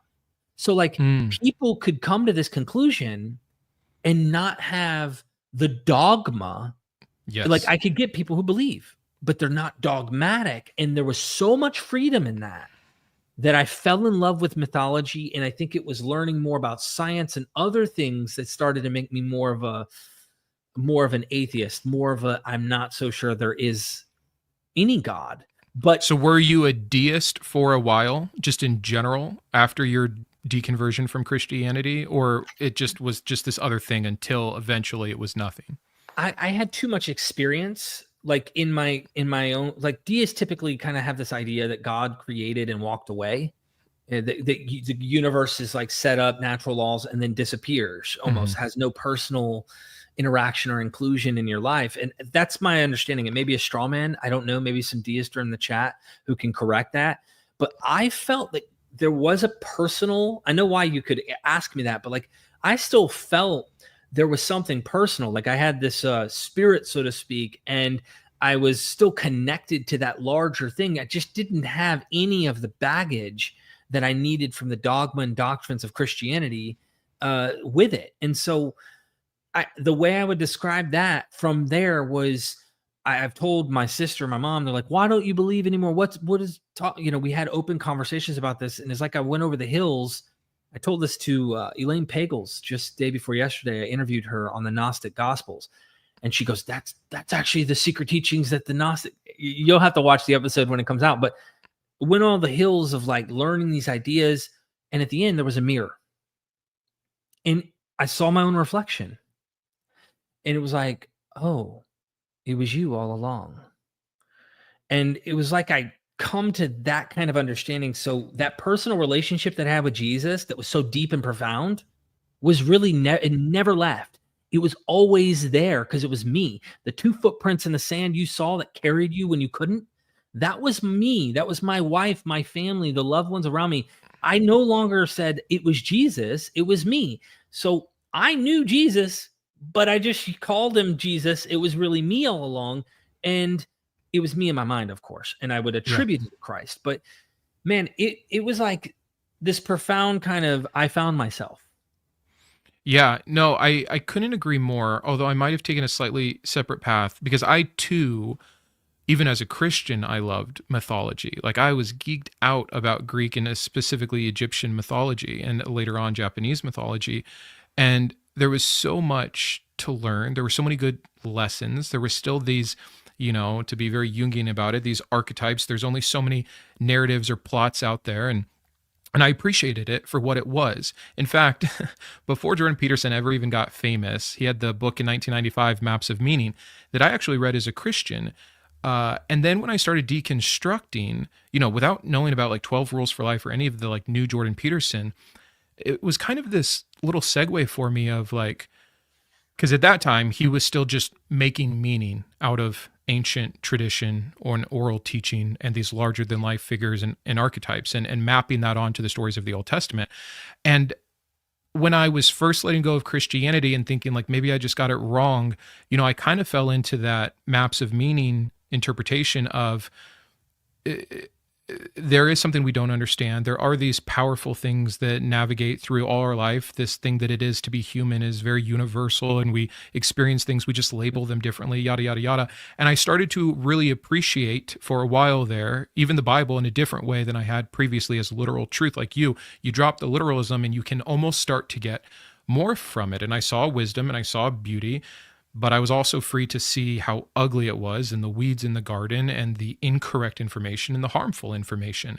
And that right there to me killed Christianity. Like, okay, maybe, and honestly really kind of killed deism because I had already been duped. I had already believed something as to its fullest extent. I had already done all the research in one of the world's most major religions and saw that it was falsifiable. And so, yeah, I could be wrong. Maybe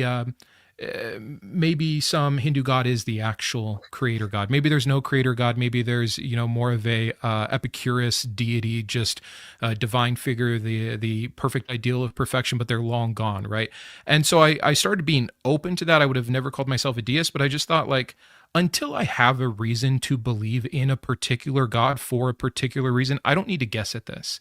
If there's not a personal God that wants a personal relationship with me and is actually going to show up in the way that anyone else has a personal relationship with someone, I don't need to keep building bridges for invisible, non-existent, non-responding deities. And so I was able to swing my pendulum really far, really fast once I finally took that final leap, if you will. Yeah.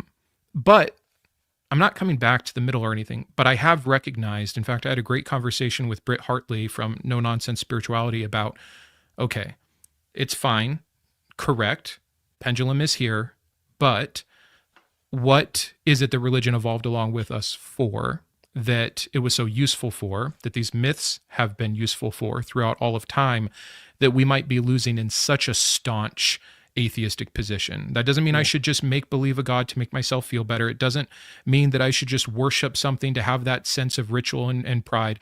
Nope. But what can we do as humans, physically, tangibly, in reality, understanding our psychology and the science around the world to still not let the human condition down? And so that's been my newest point of interest that stems from mythology, which is so cool. Yeah, we both have that love, but I think it's manifested itself in slightly different ways.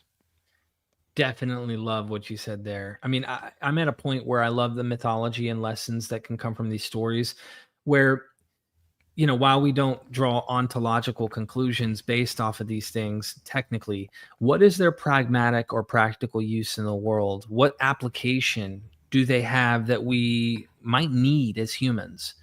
Is it inherent for us to tell stories? And it's really interesting hearing some of the atheists in the world who hate the Bible. They're just I mean, clearly they want to be critical because they're usually combating the extreme fundamentalist. And I get that. Mhm. Like, it's easy to get caught in that. And then now you just have to completely only just be absolutely critical of this book. And we have plenty of reasons to do so. Okay. It's been weaponized, it's been used, it's got a lot of issues with it. But at the same time, um, I read all of these other stories from other myths, other epics, other poems, you name it, and there's some pretty backwards morality in those Yeah. as well. And I clearly don't have the same axe to grind because there's no people weaponizing it or out here That's the using. big difference. That's the big 100%. difference. Yeah. I think that you and I find value though in this and are trying our best. Some days I want to call myself a mystical atheist. And I don't mean it as if there's some metaphysical thing going on, but like someone who wants to purposely indulge in the narrative, who wants to embrace the mythology in some way and enjoy it and not just debunk and discredit because that's easy to do. It's obvious, but can we go beyond that? I don't laugh at Lord of the Rings. I'm not laughing at these purposeful fictions. Once I know they're purposeful fictions, can you now reevaluate them in a different way, Right. in different light? It's hard when you're combating pretty harmful ideas by people who are weaponizing it and yet just trying to be a champion of the material for what kind of material it is. It's real difficult. I often think we'll have to just wait, and unfortunately, we won't be around. But in 300 years or 1,000, whatever it takes, where Christianity is at the same level as Greek mythology, and it isn't weaponized, it isn't part of the political sphere, there aren't people that are literally orienting their life around it and demanding that others do so in a similar fashion, or else, I think then we can play with it in the freedom that that we enjoy with the other myths that you and I talk about all the time. It's funny, like even on my channel, I've started doing like more of a Thinking Thursday and covering great thinkers. And I just did the story of Hypatia from Alexandria, which I'm sure you're very I familiar watched with. some of that. Yeah. And you know what? I know there's some legend in there. And I try to be clear that like, hey, like I'm reporting as it was reported and some of these things, but I gave the full legend, right? And but like, I don't have to believe in Hypatia for my salvation. And if I'm wrong about her or I'm wrong about Alexander, this is kind of a common atheist quip, but I think it's really true. So what? You know, if I'm not using it to like put someone in jail or control what laws are passed or telling them they're going to burn if they get a detail wrong, Yeah. it's I don't want to be purposeful. Like I don't want to be ignorant. I don't want to spread a lie. But I can enjoy the full essence of the story of Hypatia and what she stands for, even if a couple things were exaggerated over time, because I'm not claiming that it's perfect truth. While people are still claiming that the God of Abraham and his son Jesus are the only God and the perfect way, light, truth, etc., you can't do that. And I actually think it's really unfortunate. I think there are some really cool things about Jesus. Like if Christianity had never happened and Jesus was like a philosopher like Plato, and we could talk about him like Plato, and we could talk about the good and the bad and the lessons to be learned and what part we should apply to our life today, Yeah. awesome. But I almost feel like because Christianity is taken as perfect truth or claimed as perfect truth, we can't do that with Jesus in the way that we ideally could or should, because we have to fight the other side of the narrative. Like we're put in a Yeah. position where we have to show that it's harmful and not true. But I just crave the day when all the religions are viewed the same for what they are, which is ancient mythology that can be useful in its proper time and place and understanding. But right now we can't do that with Christianity. And I just think it's a bummer because there's a ton of stuff about it I do like and that I do think works and is beneficial, but you can't have it both ways right now is kind of my thought process. It's hard. Yeah, I'm trying to do both. I'm trying. Um, and there's a tug of war. It's super stressful. Like it honestly is very stressful because you got stories of Jesus literally performing miracles with 6 pots in John 2. And I'm like, okay, well, Dionysus did this centuries before with 3 pots. They're made of copper instead of clay because Jews would have used clay. And of course, if you're writing a story with Jews involved, it's unlikely you're going to use copper. And he ends up filling Dionysus by the next morning, fills these 3 empty vases with wine. He is the God who is clearly miraculously transforming rivers and streams and you name it. The list goes on and on. I showed many sources, right? And then you get to John and it's like, oh no, they need this to have happened. I forgot. And Right. I'm like, yeah, but clearly even many scholars, even Christian academics like Rudolf Bultmann, who wrote this is back in the day, and many since then echo that this is heathen legend. They use the word heathen. Um, I don't know if they mean that a good way or bad way. Either way, I know some people embrace it and some people hate it, but that it comes from Dionysus. And I'm like, okay, clearly there's no Jewish antecedent to express that idea, though they are spinning it into a Jewish context of saying maybe this is like he is like symbolizing the resurrection, the wine represents the Eucharist and his death. Like there's all sorts of interesting things, and that he is bringing in the new covenant, the old wineskins are going away, and here's the new. There's all sorts of stuff that you can interpret that way. Your point is a really good one because you have such a powerful system today of people who believe this and want to literalize their entire agenda. I wish we had 1,000 more channels like ours, like yours and mine on YouTube, and we had a system and a community that works and cooperates like Mike Winger and Inspiring Philosophy, and then like the 18 other apologetic channels who find ways to like give each other those kind of boosts. And here we are trying to do that right now from the critical side, that's trying to break down those walls, those barriers that divide us, and try to create a more humanistic picture that shows, hey, we have a lot more in common than you're trying to give, a narrative to that isn't that. And Yeah. it's a pain in the butt. It is. And it's, for a while there when I first started doing this, and I kind of took a typical route, and I still do some of the like reaction videos. Like I have Tuesdays that are always reaction videos. That's what today's was. And I think that for a while I struggled with it. Always just seemed negative. It seemed like I was taking away. It seemed like I was talking about what isn't there or what's wrong. And I was almost jealous of the Christian apologists that get to constantly preach hope and love and eternal bliss and paradise and things like this. But it's simply the nature of the game that the counter to those things when they're not true is having to show why they're not true, which is taken away, and why they're harmful, which is negative.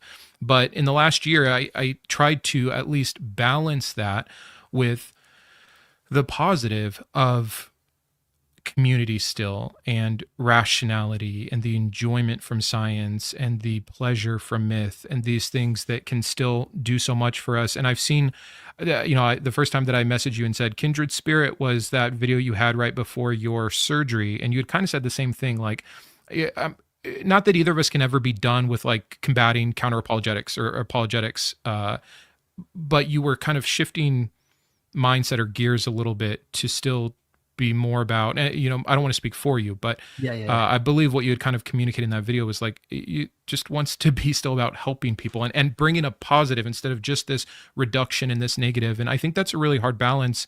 And just by the nature of what we talk about on our channels, it's just not as easy to get to do it in the positive and communal and group and fun and love light that the Christian channels get to do under the pretense of. Yeah. What do you think about that? Oh, wow. I mean, that video that I did, Beyond Apologetics, I think I had on the thumbnail, and I'm sitting there before I had my surgery, which I still have my bandages on. Like I'm definitely still sucking. In that video, if I were to say, if someone said, tell me what you're really trying to say, what I'm trying to say is I'm always a happy, optimistic guy. Like I wake up, and rainy days sometimes make me want to stay in bed or want to watch a TV show and heat up some soup or something and get all cuddly and whatnot. But I am usually, glass is full. It might be half, but it's full. I'm a very optimistic, very happy. I love life. I love my family. I love everything that, is around in my life. I mean, if it's negative, it impacts me pretty bad.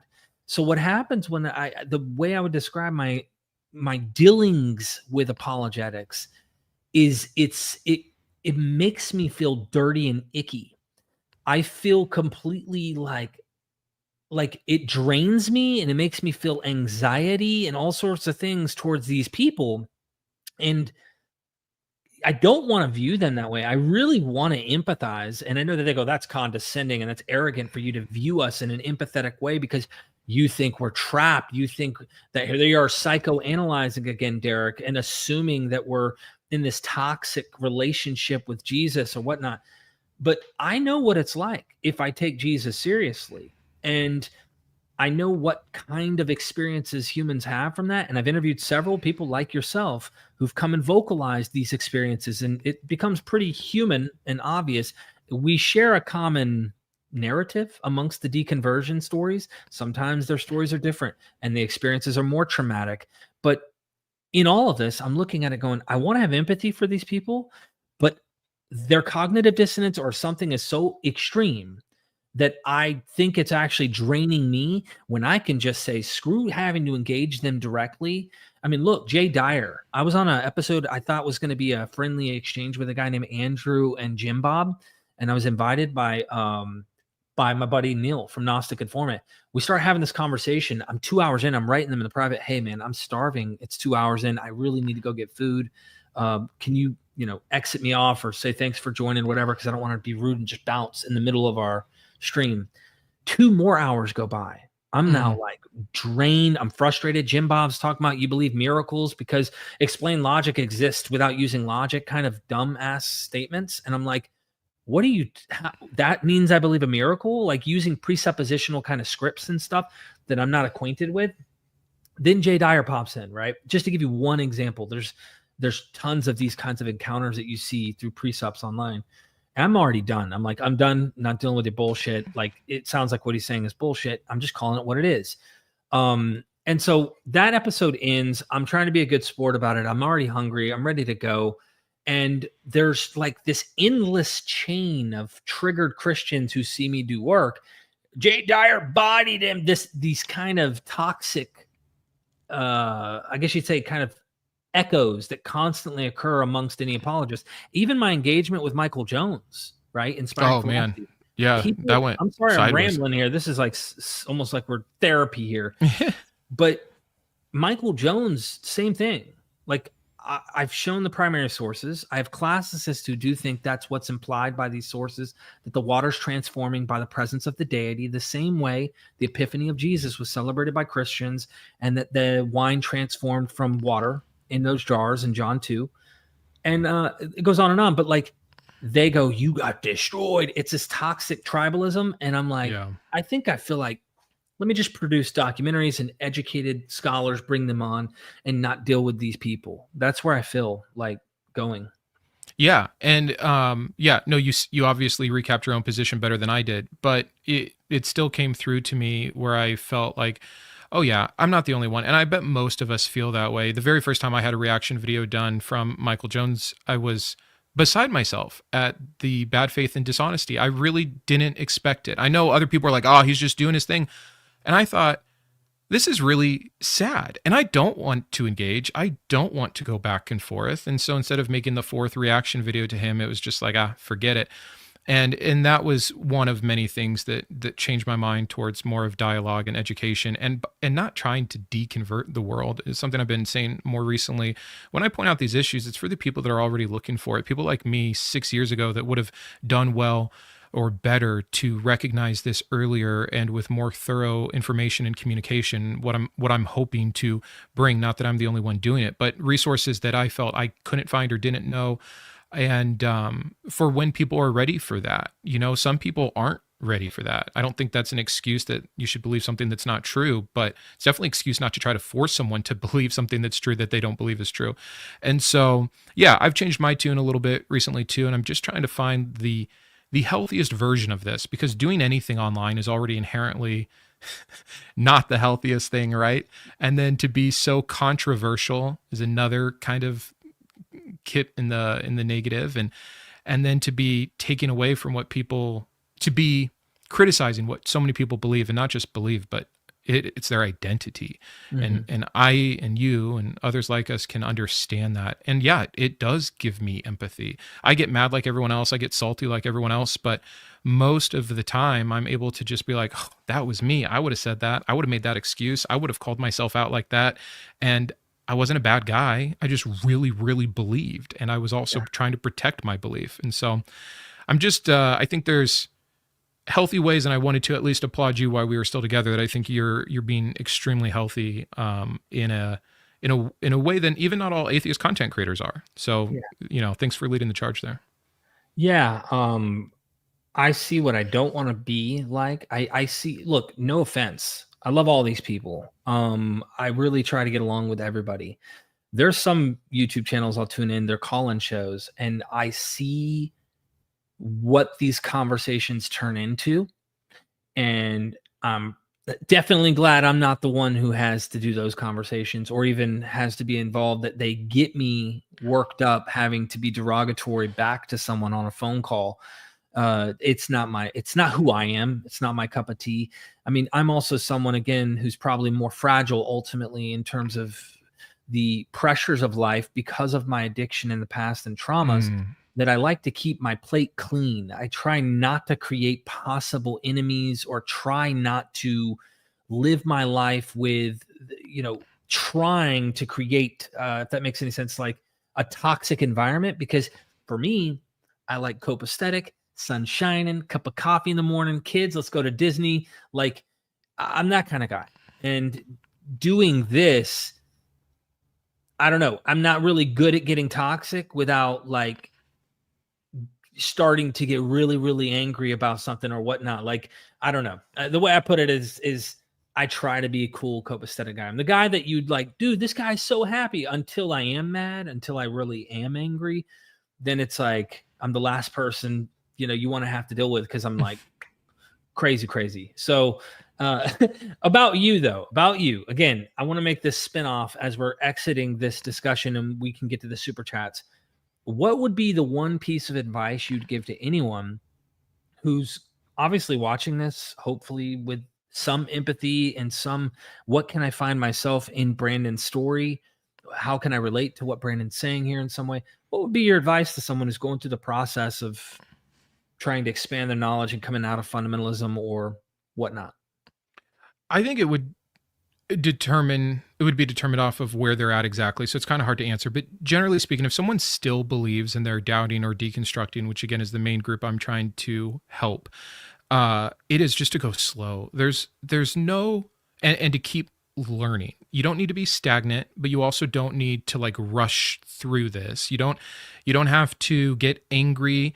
Although it's a common, it's also okay to feel angry. Like you've been lied to, essentially. Even if it wasn't people being dishonest, you've believed something that's not true, and that is going to make you feel betrayed and angered and all. Feel your feelings, be okay with the emotion, but go slow, learn it. Because it's interesting. I wonder how you would answer this. I've been playing around with the idea of, and I'll answer your question, but I've been playing around with the idea of, is there a wrong way to deconvert? Like, if we can say Christianity is 100% false and I think harmful, or at least has the potential for harm. It doesn't harm everybody, but it has the potential for harm, and it harms enough people that there's not a net positive there.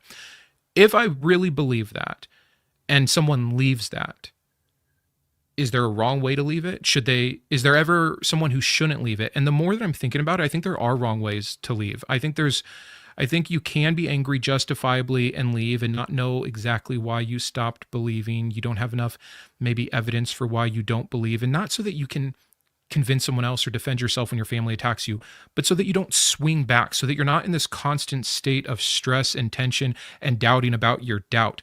I would much rather, if I'm giving advice, have someone slowly go, even if I can help speed it up, but still slowly go through the process of why they're leaving, why it's not true, why it's harmful, why they should care, why, all of these things, really understand it, than someone that's like, oh yeah, that's dumb. You're right. That doesn't make sense. That is a contradiction. Christianity is not true. And 2 months later, they're back at church at some altar call feeling guilty because they haven't actually processed this. And so one piece of advice I've been giving more lately is just to slow down and give yourself the permission to bounce around and be unsure and even, relapse or whatever. Just if the goal is eventually truth, then take the wise path, instead of just the emotional one, maybe is what I'm trying to get at. Yeah, you're right. That question I asked is not an easy question to really answer, because it's like, it depends. And for someone who might be in a church setting who is starting to doubt like this, they've purposely set up usually barriers for this. So, come to me, the pastor, so I can reinforce the dogma, so I can help you, comfort you into remaining where you're at rather than allowing the freedom. A lot of them won't just allow them the freedom to explore and express. I was excommunicated for coming to a different Christian theological position, let alone thinking maybe there isn't a God or whatever, which I didn't do all that then. That was many, many years later before I started questioning God's existence. So then I would even recommend, if you're needing this time for yourself and you're questioning it, unless you have cool people in the church who are literally lay back and they're not trying to coerce you into just thinking like them, my recommendation would be to, if you can, give it a break. Give yourself a chance to back off from anyone telling you what you need to do and do some exploring yourself. If you find that the comfort of believing in an afterlife, whether or not you think it's true or not, if that somehow gives you some satisfaction in life, me or Brandon, I imagine Brandon's in the same page, go for it. Like, we understand life's hard. We understand. I just hope that any harmful stuff, or hopefully your belief in the afterlife, doesn't factor into causing you negative here in this life or neglecting things that are important here and now. I mean, there's just so much stuff. So each person's answer would be different, I imagine. But I would say give yourself a chance to breathe without anyone down your throat telling you what you need to do. Like, you need to believe this. Yeah, and that includes even like I hate calling myself the opposition, but to Christianity, we are somewhat the opposition. Yeah. I think that's why COVID created so many deconverts, is people just, for the first time maybe in their life, I know this is a fact, even anecdotally from so many people that tell me in the comments, it gave them the space and allowed them, without constant reinforcement, to just actually process, to actually exist and deal with their thoughts and their questions, instead of the reason that church is weekly. I mean, it is programmed. It is reinforcement for a reason. And like you said, there are things put in place in the believer's life to make exiting hard. You know, it's not some grand conspiracy. A lot of these people, they make it hard because they really care about you and they don't want you to burn in hell. And they really believe this is the truth and the best way to live your life. Like, it's not all evil scheming. No, everyone really knows the truth, but they're trying to convince. No, most people really believe in what they believe. I've got no problem with that. And so, again, even understanding that Christians are genuine, atheists are genuine, and you need some space from both to just figure out what's, real in general, without persuasion or influence, man, take it. Go slow, keep thinking, keep learning, all the things I preach constantly. Give other positions a chance. That would be my encouragement. Don't become stagnant. Go down a weird polytheistic path. Check out a pantheist view. Go look and expand your mind. Become a deist for a moment. Go and explore. Like, become a heretic and enjoy a little bit of something different. Life is interesting, and there's so many flavors to look. I can't say that I won't possibly one day flirt with stuff, but I can't say I'd be persuaded ontologically of some of it, but like to purposely indulge in particular things, practices. I might actually try doing Buddhism at some point, right? Or whatever. Like we don't need to stay in one place. We're human. And I think there's some real freedom in accepting that we're human and we don't have all the answers, and it's okay. But anyone who says they do have all the answers, or they have one book that has all the answers, we are suggesting you walk away from that. Yeah. So Brandon, this has been like, you and me are two peas in a pod here. I've got some super chats we've collected over this discussion. I don't want to be rude and like segue into that unless there's let's do more. it, man. Okay. No, I would just say I appreciate the time we've had. I definitely want to have more time with you. We'll do some other cool projects, but yeah, let's close out with honor in the super chats. Close out with a prayer. I'm just kidding. I'll definitely join. It rolls off the tongue so naturally. Oh my gosh, Shima Baba. So if you ever want to have me on, I'm totally game, and for sure, wherever you want to go. Deconstruction Zone again. Thank you so much. He said, "Let's collab. We cooking to do." Deconstruction Zone again. Brandon fell away because he wasn't Dunker Brethren. You need dipped 3 times face first. Justin. Thank you. I don't understand though. What's he talking about, Dunker Brethren? Do you know? I don't know that reference, but I'm just assuming the joke is that there's no true Christian because there's always something more we could have done. That's what I'll take from it. But I'd love it explained. Got it. I'm thinking Dunker brethren, but you were baptized. But then again, yeah, he's probably making a joke on like, you should have done this. David Rutland, thank you so much for the super chat. Brandon and Derek, the dynamic duo of free thinking and rationality. I'll take it. I love it. Yeah.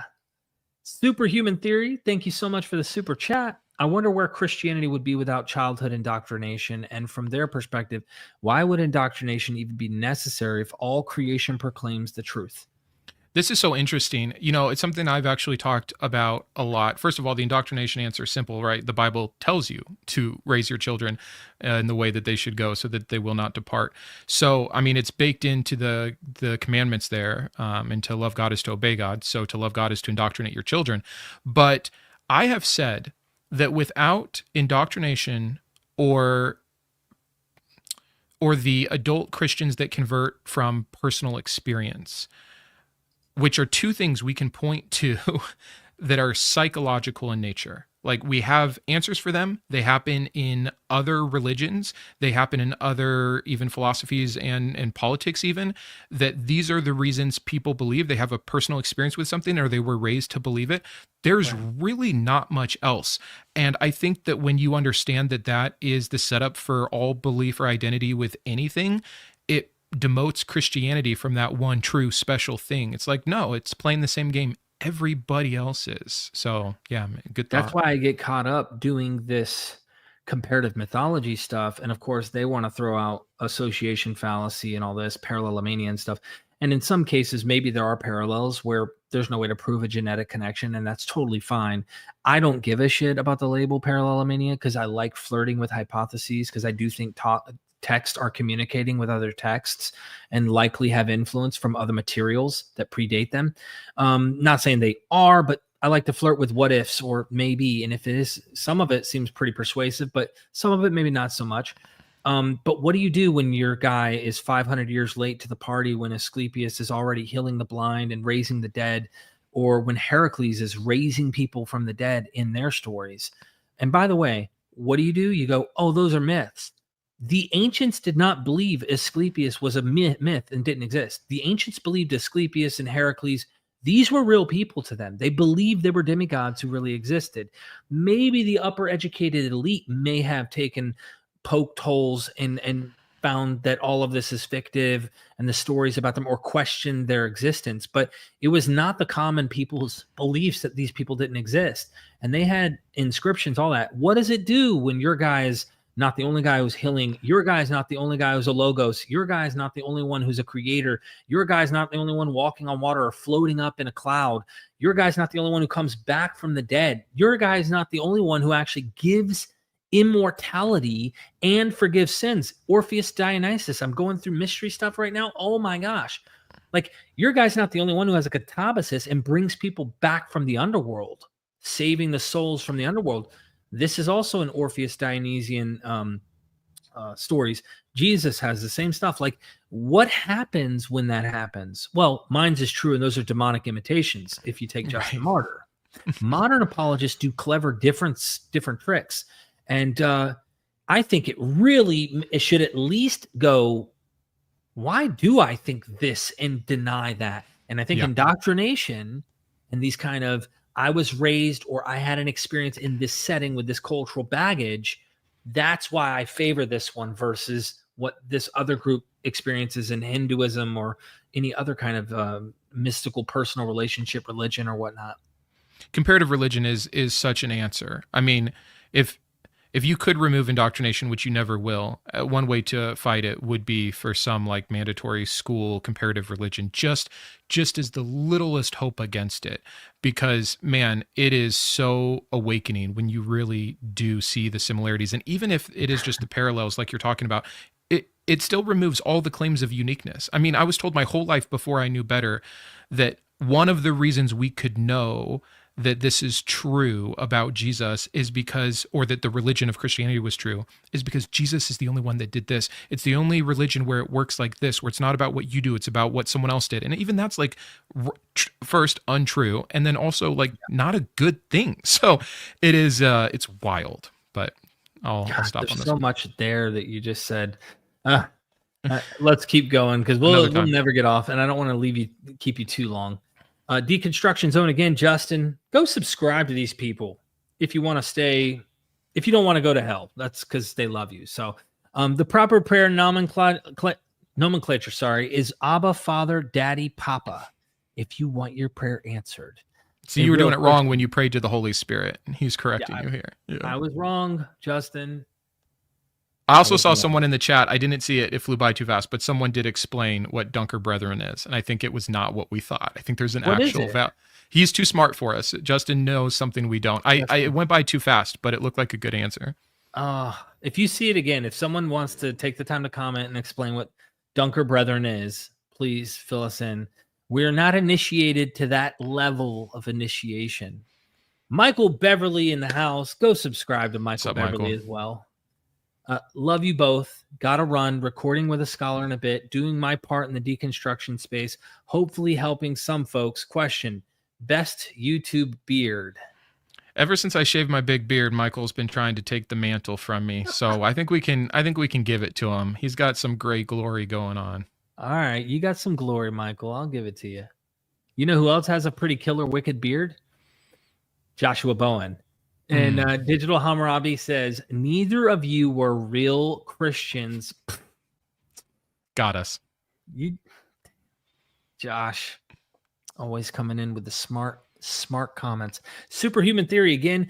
Jesus after resurrection, quote, go tell all the nations the good news. They must believe in me. Their eternal soul is at stake. Anyway, I'll see you. Flies away. You know, I used to think it was a silly question when there's a lot of atheist quips that are so valid, but because of the way that they're presented, the Christian mocks them so quickly. But one of the things that I think is super valid, and essentially what this is saying is, why send your son to earth for 33 years? Why not Jesus stick around? He stuck around for 40 days. Why not 60 days? Why not 2 years? If not 2 years, why not 60 years? Why not show you're immortal? Right? Like and of course, those are, kind of answers from silence, and it doesn't eradicate the God, but you can do it enough with so many things, kind of like, I know we've both talked about why Jesus didn't write anything down, that it's like, oh, these are legitimate questions, at least what you might expect from an all-perfect God who actually says that they desire that none should be lost. Like, maybe we would expect things differently. Doesn't mean they have to, doesn't mean they're not real, but they're awesome questions, and I really hate how Christians just scoff at them. But yeah, I heard someone posted a comment I saw somewhere where they said, why didn't he just remain here, revealing and making himself visible since he came to earth, right? Like since he was born or whatever, and just stayed here and was able to go around and like show himself and give teachings and continue to give teachings.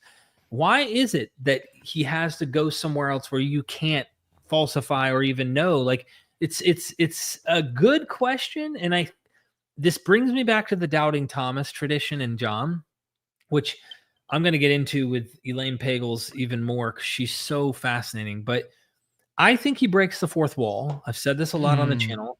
I think he turns to you because he's now debunking Thomas's doubt. Oh, you see and you feel and you know, but blessed are those who don't. And he's like pointing at you, the reader. Yeah. It's one of the most actual corrupt parts of Jesus's teaching, I think. It doesn't get talked about enough. I've recently been kind of diving into that whole Thomas scene. And because people always say, no, like, look at all the evidence. God wants you to know him. He wants you to believe. He gave Jesus to us for a reason. Even Jesus is saying right there, like, better to believe without evidence, which is got to be the most backward advice of a God that actually created everything. But I digress. Yeah. Thank you so much for that. Wait a minute. What? I appreciate the honesty of both your channels. Cool name. Thank you. Hank Fashi. I am an atheist who loves myth. Campbell once said, myth is a public dream and dreams are private myths. He also said, taking myths literally is like eating a menu that lists steak and thinking you're enjoying a ribeye. Interesting. Yeah, I love myth, man. I love myth. I love just as long as we know what we're talking about here, we're good. Clearly where we came from wasn't the best for us. Epicurus of Samos, great name. Shout out to Brandon, moving humanity forward. Always too kind, but yeah, what a great name. Serious. And he's the famous. He has that famous dilemma about God. Yeah, the trilemma. Yeah. Trilemma. Hang Fashi again. We now have a White House faith office, the head of which believes in literal demonic networks, chats in tongues, and all kinds of bullshit. You guys' work is more important now more than ever. It is interesting what's happening right now. You know, I've talked before. I had a talk with Christy Burke about whether us in the atheist counter-apologetic space should be political or not. And I have no problem with anyone that is. I personally haven't so far because it's not my main goal. But man, the way things are going, it is just more proof of the pudding of how powerful and harmful this religion can be, the things that have been happening recently. So I appreciate that. I think that, yes, even if a lot of people I'll just take a second. A lot of people have criticized me for not being more political. But if I can help someone, just one person, think a bit more rationally and use a bit more logic and reason, I think it's going to transfer. And so I'm going to stick in my lane for right now, but I get it. I get the outcry for sure. I agree. I think that's the start, because I'll tell you, it's kind of like the Hitchens and the Dawkins. I used to hate them. They were too harsh, too blunt. And believe it or not, I've noticed in the 5 years of doing YouTube, you make quicker enemies by going into political areas than you do saying Jesus may not have existed. So what I'm saying is, if you're trying to reach people on the other side of the aisle, which, by the way, you're going to drop social political, ideas no matter what, as we talk about this. Oh, we're talking against misogyny or whatever. Like those are, it's going to overlap. But if you can get people to start thinking, slowly start becoming more rational or thinking through some of these issues, they will start changing their minds, like I did. I mean, it's just part of the process. I think that that's what's going to happen. But some people want to do that. I don't look, I have nothing against them making those choices for their channels. I hope they don't do the same for me and try to tell me what I should do. That's another thing, though, I'm trying to be very careful with Myth Vision, is I don't want to be part of a groupthink of everything everyone else says and does. I must do and follow in line, or I'm not. Hey, if I'm not part of that community because you want to do that, I think that says more about you and what you guys are up to than it is about what I'm trying to do. But I'm trying to be careful and get as many people on any and all sides of the aisle to come to start realizing this, because I think they'll start realizing the implications of misogyny and patriarchal stuff that's built into these religions and socially for millennia. I mean, there's a lot that we are unraveling by unraveling the myths, if you will. Yeah, for sure. Thank you, man. Okay, Epicurus is back again. How do you comfort someone who denied various pleasures out of the fear of hell? What now? My wife is still a Christian, by the way. I know the struggle. How do you comfort someone who denied various pleasures out of the fear of hell? I think in general, a lot of people, from whatever belief system they had growing up during their formative years, they either missed out or they, and by the way, I don't believe that the opposite of like religion is hedonism or anything. I still believe in moderation. I still believe in health and well-being. But I was robbed of many things, whether you want to call them pleasure or not, that I could have experienced, that are fine to experience, that there's nothing wrong with, because I was told it's sin. And that's just a fact of my life. I was 30 years late to certain understandings. There's also pros from how I was raised. And so I think that reducing it down to human experience, that we all grew up in a way where we missed out or didn't do something or did something because of what we thought or believed or the parents that we had, that's just a fact. I'm just about now and the future. So my advice would always be acknowledge it. It sucks. Vent about it. Grieve it. But if you know better now, like now's the time, and we only get this one life. So that's my idea around it. Yeah, I would. That's a hard one. So they denied various pleasures out of the fear of hell. And the question I would have is, are they still believing that hell's a thing? Or is that like a fossil in their thinking? Because you might need therapy. You might need to go talk to someone. I know a guy who I'll never name, but like reaches out to me all the time and goes, but what if spirits are real? What if demons are real? What if, and like it's unfortunate they keep coming back to this, and they even go back to like material from the other side that's like well, this apologist said this, and what if that's true? And I have to give them critical arguments back, and it's sad to watch over the last few years. It's been 2 years, and they're still like going into this almost repetitive thing. They're stuck and trapped in a cycle of fear about hell. So I'd always recommend like go seek professional help. That's my personal. Yeah, I mean, even today on my video, I talked about cognitive behavioral therapy and how powerful it is. And one of the things I hate when we say stuff like that is people will have a negative experience with it and be like, no, it's bad. And yeah, there's probably bad counselors and there's bad everything. And you can make the same argument about how Christianity works sometimes and doesn't work for people. But in general, there are real tools, and you are not the first person that has gone through how to get rid of the fear of hell. And as someone who that held on in me longer than probably anything else from the religion, that was the big what if. That was the big what if I'm wrong. I can't even begin to tell you the clarity and certainty I have that I'm not going to hell. And so even my personal example, without giving you how or the details or go see this particular counselor, it is possible. It does take time. Back to my go slow and keep learning. I would just continue to tell people not to just get stuck. Just keep learning about why these things don't work, why it's clearly man-made. But again, I'm going on a lot on these answers. Thank you. Marco Antonio Morales Cruz, thank you for the super chat.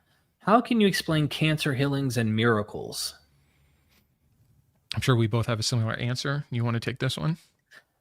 Well, so obviously I question whether or not a miracle happened, right? There's so many possibilities of things that occur. Sometimes doctors may not even diagnose or get the proper kind of diagnosis for what's actually there or how far something is. There's also natural reasons why people might, slowly have their cancer go away. The other thing is, and because I do my comparative stuff, which this gets out of the modern sphere, so to speak, of like modern miracles, because these miracles, by the way, are still happening in other religions. These aren't just Christian miracles. We're talking Hinduism. You can find it in forms of Islam that have a more mystical side of healings and stuff that are attributed. Sheiks. There's all sorts of different religions that have miracles happening in the name of their religion, their God, etc. How do you explain that? Oh, well, those are demons. Oh, okay. So now we get the funny little, I'm just being funny here, but I'm making a point. But actually, this is kind of ironic. This question comes up because I was reading a paper about the Epidaurian inscriptions. We have 4 remaining, but Pausanias in the 2nd century mentioned there was 12. We have 70 miracles of Asclepius healing. One dude had a spear in his jaw, went in, fell asleep in the temple. The god ends up healing him. He walks out with a spear in his hand, face fully healed. And this happens over and over. Eyeballs, like one guy's born without eyeballs in his socket. He goes in, comes out with eyeballs in his socket and can see perfectly fine. Like miracles that outdo Jesus in many ways. Well, there's 2 camps of scholars. I was reading one that literally interprets all those inscriptions. And this lady believes that these miracles by Asclepius are real, that Asclepius really did these miracles.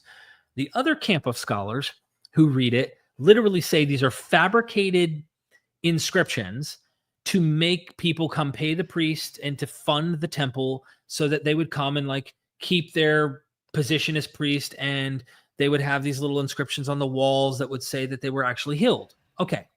So even among scholars to this day, on Asclepius, not Jesus, you're going to have some that say they're making it up. They're making up stories about it and it didn't really happen. And then some who really believe everything that they say. Then you have some who go, maybe Jesus was a trickster, kind of like you might see someone on the side of the road who's pulling a stunt, or a pastor on stage who makes your leg longer and extends because one leg's shorter than the other or whatever. He might have been a really good trickster in the ancient world. Who knows? I don't know what the answer is here. I just know that many people have done this, and it's not unique that it's just Jesus is the most popular religion right now. And maybe another one replaces it one day. Who knows? Sorry, that's my answer particularly. Yeah, I mean, I won't go on so long as I have been, but I would encourage you to like even Holy Kool-Aid had an incredible series on faith healings and how they have been debunked. I know that for a long time when I was deconverting, this was something that I held on to, like, again, the miraculous. And even specifically with cancer healings, I just did a video on cancer about 2 months ago, and I looked up a ton of the claimed cancer healings. And there's so much to understand. There's spontaneous remission that, of course, if you're a Christian, you're going to attribute to your God.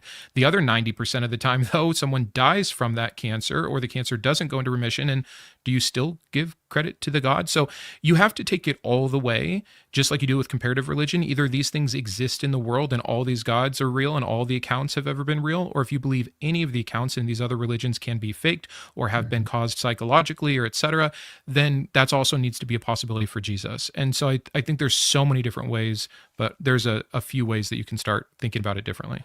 Yeah, I thought about that too, because Caleb Jackson, a buddy of mine who's Christian, he wants to use the modern miracle argument to try and convince people, because he realizes that like an ancient book that mentions things isn't as solid as modern miracles, right? Well, I'm wondering if anyone's put together a really solid debunking of modern miracle cases, or in some way gave better plausible explanations. But it's, to me, I would say to this person, I'd be like, if you're already coming from a skeptical outlook, just like Apology is trying to do a naturalist take on the New Testament, or finding plausible naturalist explanations for what we find in the New Testament, how did the resurrection myth end up getting spread, etc. Like, there are many, many, many, in case someone who might be a believer here and doesn't know this, there are many plausible explanations that are alternatives to he really rose from the dead and it's an actual miracle. And when you actually go to factor those in, if you apply that to cancer healings or miracles or whatever, like, for all we know, maybe placebo helps impact brain activity that causes you to stimulate, particular areas to healings. I don't know. I'm just throwing it out there. Like, there's just so many options. And I wouldn't sit here and just act like that's the case. Now, if I saw someone's arm was missing and I knew they did not have an arm, and just like the gospel said, in the name of, and his arm appeared, I would want to question my own sanity for a moment. I would want to go and touch the guy's arm. You see where I'm going with this? Like, I don't see anything like that. Never have. And we've been in some pretty healing kind of churches that try to say those things are happening on a regular. Anyway. Deconstruction Zone. Dunker Brethren are Anabaptist that splintered over baptism methods. Yep. Thank That's you. our answer. Thanks, man. Which is amazing. You know what? I'm gonna stop. I was gonna go on another diatribe about denominational issues, but let's do another one. I think we should. Yeah, I want to come on yours, and look, I don't want to keep you too long. We didn't expect to go this long, and let's do a few more. No, we're fine.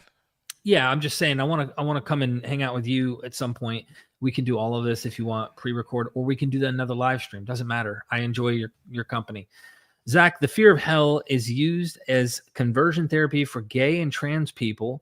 You waste living your life in misery for something that doesn't exist. I need to read it again here. Yeah, I'm having a hard time with that one.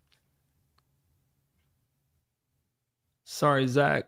Trying to conversion therapy for gay. Yeah, they're trying to like force people to become something that they're not naturally expressing.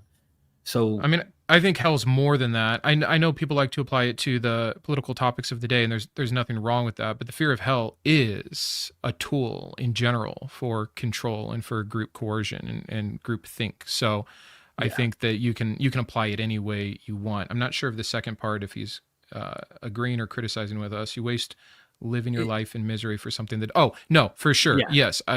It's unfortunate. Hell is a thief. It's a not real thief, and it just sucks. It takes so much from so many people, and it's doing its job. It's why it's there. Religion uses pros and cons. It uses the carrot and the stick. That's why you have heaven and hell, and it is effective, but it's a man-made tool, and it's great to understand that. I couldn't say it better. Thank you.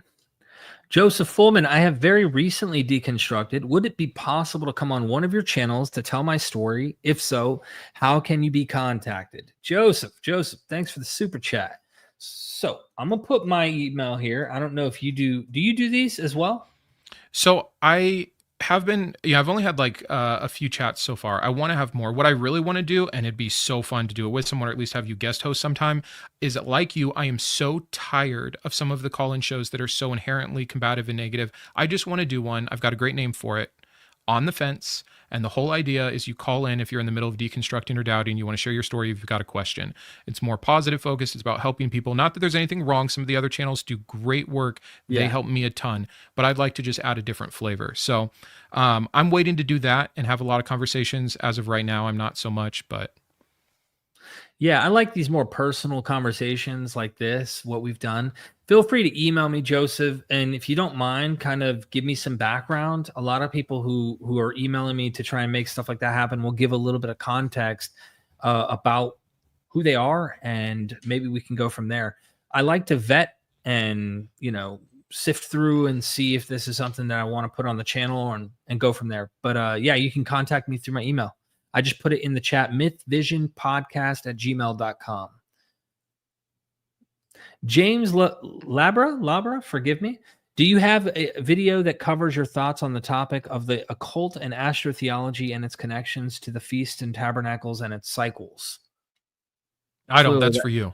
Yeah, I was going to say, I don't have one that actually in particularly deals with occult and astrotheology, connecting it to Feast of Tabernacles and its cycles. I have some older videos that talks about astrotheology, and I've shifted more away from that. Not saying there isn't some astrotheology in the Bible, but I've gone into more, I'd say there's more critical scholarship that I've done in terms of what I've moved into with Myth Vision.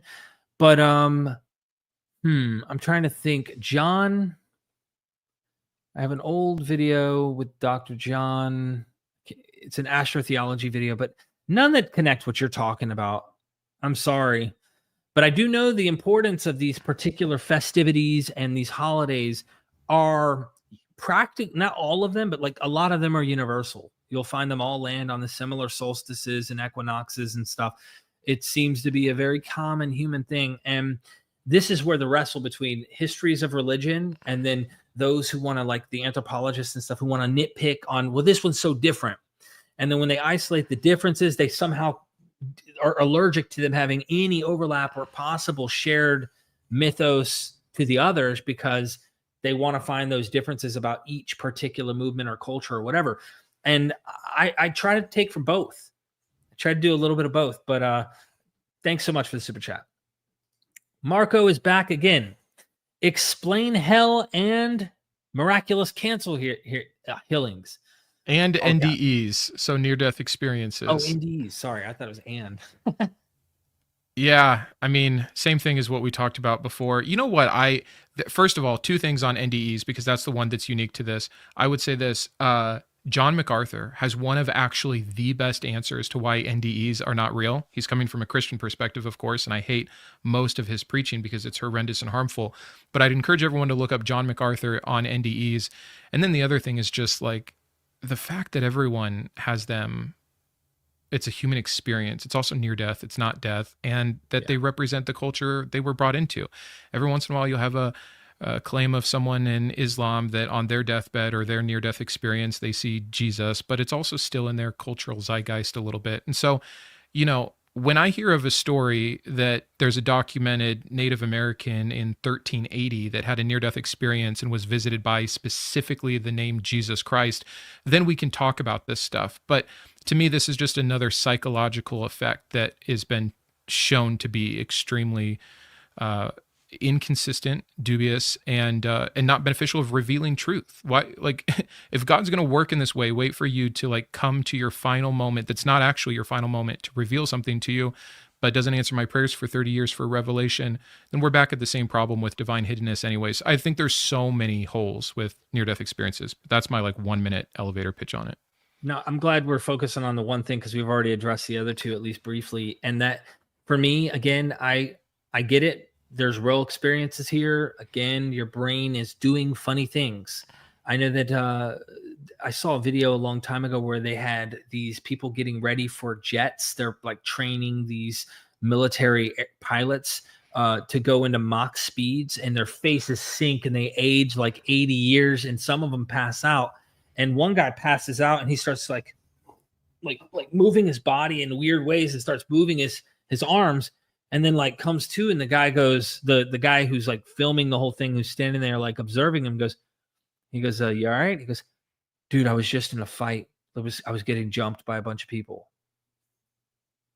Dude, we just watched you. You're just sitting there. You just started freaking out all of a sudden because you lost oxygen to your brain, the blood, that flows to your, and like you had an instant dream where you're like hallucinating / dream experiencing this moment where you're getting jumped. Your arms are tweaking because your body is lacking the oxygen you're supposed to get to your, like, and so therefore you were really in another realm actually fighting people. I guess you could believe that if you wanted to. I think it's pretty comforting that these are packaged in really well polished stories to make you have hope of life after. And I think that's the goal, is to try and encourage you to believe in our particular. Because I imagine near-death experiences are happening to Hindus, like you said, or any other religion. Do they verify Vishnu? And really interesting to me is if we find the older religion, much, much older, because this used to be the argument. Moses is older than Plato and Pythagoras, and therefore he's the one who had to have taught these wise sayings and teachings and stuff. Well, what if we find religions that are far older than yours that are already experiencing and doing these things? You're just going to poo-poo them anyway. You're going to do like Justin Martyr and go, yeah. So Jesus looks like the sons of Zeus and Dionysus being torn into pieces and virgin birth like Perseus and all these gods. But those are devilish imitations. Even Satan and the demons knew long ago about the prophecies of Scripture. So they crafted these religions to sway people away from the truth. That's how far they're willing to go to deny any of these earlier stories, instead of saying early Christians grew up in a zeitgeist where these are the well-known stories and modeled their guy after it. The most simplest explanation. So anyway, it doesn't debunk near deaths, but I like your point. They're not dead. They're clearly going through something and they're alive still. Anyway, Edgar, thank you for the super chat. Do you believe in Christ's connection to psychedelics? I think there's two things this could mean. I think one is that there is the idea that religion in general was just a bunch of people, like John on the Isle of Patmos or Paul on the road to Damascus are having psychedelic experiences, and that creates religion or creates the things that make us believe in certain religions. I don't know if that's what this person means, or that that psychedelics help in some gateway form, kind of like a near-death experience, to actually crossing over to the real realm. But if you mean something else than that, I'm sorry, I'm not sure. Yeah, I'm curious to know if you're talking about like the idea of the sacred mushroom and the cross or something like that. Not really sure if that's what you mean. If that's what you mean, I'm not persuaded of it. That doesn't mean that some early Christian communities possibly weren't having some sacred type of ritual drink or meal that included ingesting something that helped them get into a trance-like state. But I know, and I've had this conversation with a lot of the people that run in the veins of drugs are the only way in which they would induce themselves to seeing God or experiencing things like that. I think they were a very important part of a lot of the religious systems of the ancient world. But if you don't eat, or if you don't sleep, you fast, you put yourself in particular natural situations, your body will then cause you to have experiences as well. And the Bible is like replete on talking about fasting and like causing your own body without ingesting necessarily to then have experiences and stuff. So either way you have it, you can get experiences doing such things. SMKK, I am an ex-Muslim who was looking for the truth and was drawn to Christianity. Thank you for stopping me from making another mistake. Oh, there's so many. Like, please go tell our friends David Wood and AP Apostate Prophet that one. They'll be happy to hear your. They'll be pissed. No, you need to come to our Lord and Savior Jesus.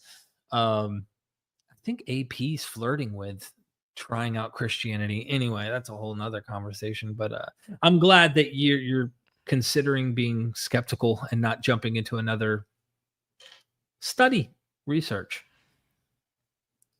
Joseph, the Bible is astrology and numerology. The 40 symbolizes a new life or beginning as a woman gives birth after 40 weeks, 12 tribes, 12 signs of the zodiac, 12 apostle, 12 months of the year, etc. Did you want to tackle this? I think numerology is interesting in religion in general, and definitely the ancient Jewish writers did certain things with numbers on purpose. I wouldn't go any further than that. Does 12 work as some sign of completion? Is 40 associated with testing and trials, like Jesus is fasting in the 40 years in the wilderness? Yeah, for sure. If anything, I think that maybe, Derek, you had the same realization when we both dropped the literal part. We were able to see some of these stories more for what they were. It could have been 39 years. It could have never happened. It could have been 82 years, but it says it's 40 because it's trying to make a point. And I don't think that proves anything. I think that just shows the agenda within the text. I know some people are big on numerology in general, that there's something mystical or magical happening with numbers as opposed to just symbolism are two different things. But I have absolutely no reason to believe that something is divine because some numbers match up. I think there's a lot of work to be done in between all of that. Yeah, I think there is astrology there. I think there is numerology, obviously, gematria. Numbers have meaning. They're going to repeat these kinds of things like you said. And 12 months. I mean, we had calendars long before these stories were written, and they had ways of measuring time. And clearly, I imagine these numbers found their way and crept into their mythologies as well. And so, I think there is overlap there. I wouldn't say it only is. This is the stuff that a lot of people who are in astrotheology, they might go too far, in my view. But thank you so much. Misinterpretations. Fantastic show. Nice. I identify so much. Got to run. Subscribe to her YouTube channel. She just did another video yesterday with there's so much overlap with the literature right around the Gospels, where she's pointing out materials that are not in our Gospels, that have like empty tomb scenes and all sorts of interesting stuff that is not Christian, but it's right there around the time the Gospels are written, which tells you it's a common theme trope in Greco-Roman literature. Iron Gate, read The Conspiracy Against the Human Race. I think that is like anti-natalist philosophy, if I'm not confusing it with a different book. Starts with a C. It's like 5 letters and starts with a C. I can't think of the author. Please, someone put it in the chat. I have read it. I'm gonna have to look it up really quick. Do you know what they're talking about here? I don't. It's fascinating, and the whole thing's not about anti-natalist philosophy, but it is. Hold on, I can't type and do it at the same time.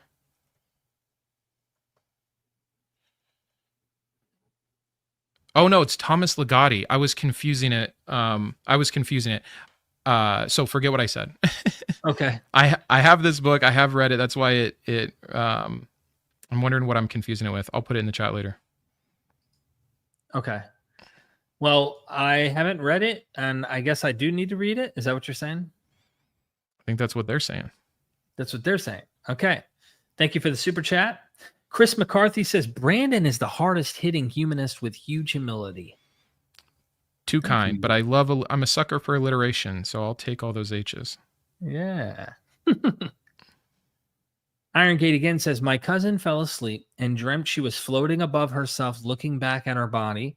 She woke up to find out there was a gas leak. It was God, in quotes. That's typically how the interpretation would go. I mean, it's like, I found my car keys, or, people. I'm not trying to downplay the experience. I imagine for the moment, it's definitely like, my mom will call me about something and she'll go, thank God, God helped, and I'm like, yeah, I just go with it. Cause I'm not going to oh, actually, mom, it's just not how I operate in the real world. I think that's so funny, just to point out too. I think a lot of people who aren't an atheist and they see us do our shows and stuff, they think this is just like our entire personality. When I'm spending time with my wife and kids, I'm not talking about, the Exodus wasn't real, right? It's just, it's just so funny. I really think people think that about people like us, but anyways, I was right. The Conspiracy Against the Human Race does have a lot of anti-natalist and just in general nihilist philosophy, and it's based off Saran, or attributed also as influence, which is the C word I was thinking of. So I was close, but I was still off. Wow. Well, thank you for that super chat. Gaziella Faraz, forgive me if you left a comment. Let me scroll up here, make sure I didn't miss any comment in case, because sometimes people will drop a comment underneath. Thank you so much for the super sticker. And I don't see a comment. And then we have, thank you so much, Albert Bernard Contreras. I'm freaking butchering your name. I apologize. Christianity gets started in ancient Greece. Seen videos by college professors mentioning Plato. Christianity seems to have emerged somewhere in the Galilee and Palestine. You even have like skeptics that were Christians, like Julian the Apostate, who literally calls Christians the Galileans because their literature seems to imply that's where they're from. That doesn't mean all of the literature itself is from that area. Much of it may have been written in Rome, Alexandria, Egypt. I mean, there's all sorts of places where the material may have been written, but seems that the cult itself originated somewhere around Galilee, Jerusalem region. And I mean, ancient Greece it's Rome at this time. But yeah, so maybe I'm misunderstanding the question, but thank you for the super chat. And Tyler V in the house.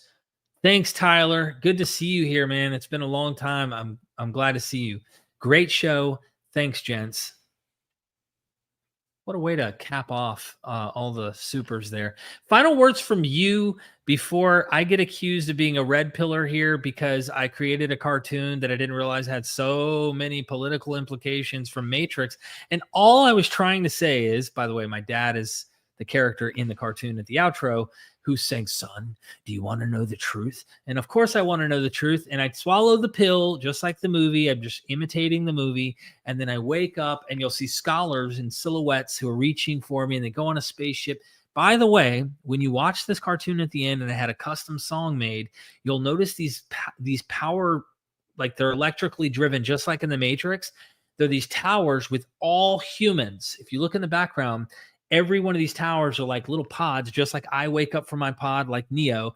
And humans are powering these towers in the Matrix or outside of the Matrix, or I'm not sure which world that is, the real world. And if you look close, there's a symbol of a cross. There's the half moon crescent of Islam. There's Judaism. There's different religious symbols all on the towers, and humans are the ones powering it. So I've never explained that. You're the first guy I've ever taken the time to explain the esoteric meaning of the nice. Yeah. So final words from you though, Brandon.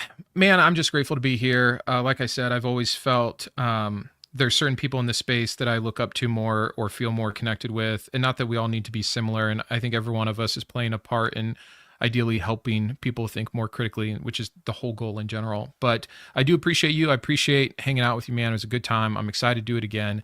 And for anyone watching, I just hope that we can be gracious to each other whenever we disagree. And that ultimately, I think we all have the same goal, which is cool. We're all trying to live well and follow truth. Some of us just have different beliefs about what that is. So I'm all for finding the commonalities and the common denominators and working from there. And that's where I'm at right now. So peace and love. Absolutely. I hope that everybody enjoyed this. If you found something useful, please use it. Again, I hope you'll go subscribe to my buddy's YouTube channel, MindShift. It is in the description. I've got it pinned in the comment section. Let's go show him some love. He's dropping videos on a regular basis. They're high quality, really good camera quality you have here. Your audio, visuals, everything's great. You're well spoken, Brandon. I encourage people to go check it out. The Hypatia one, go check out I watched this one today, of course. Anyone, who's watching this, go watch him if you watch Myth Vision. And again, Brandon, I appreciate you. Look forward to doing this again, whether it's here or whether it's on your channel. Thanks, man. Perfect, man. Appreciate that. Thanks. And never forget, ladies and gentlemen, we are Myth Vision. Son, do you want to know what the truth is? After this, there's no turning back. You take the blue pill and you wake up in your bed and believe whatever you want to. You take the red pill and you stay in Wonderland. And I show you just how deep the rabbit hole goes. Remember, all I'm offering is the truth. nothing more.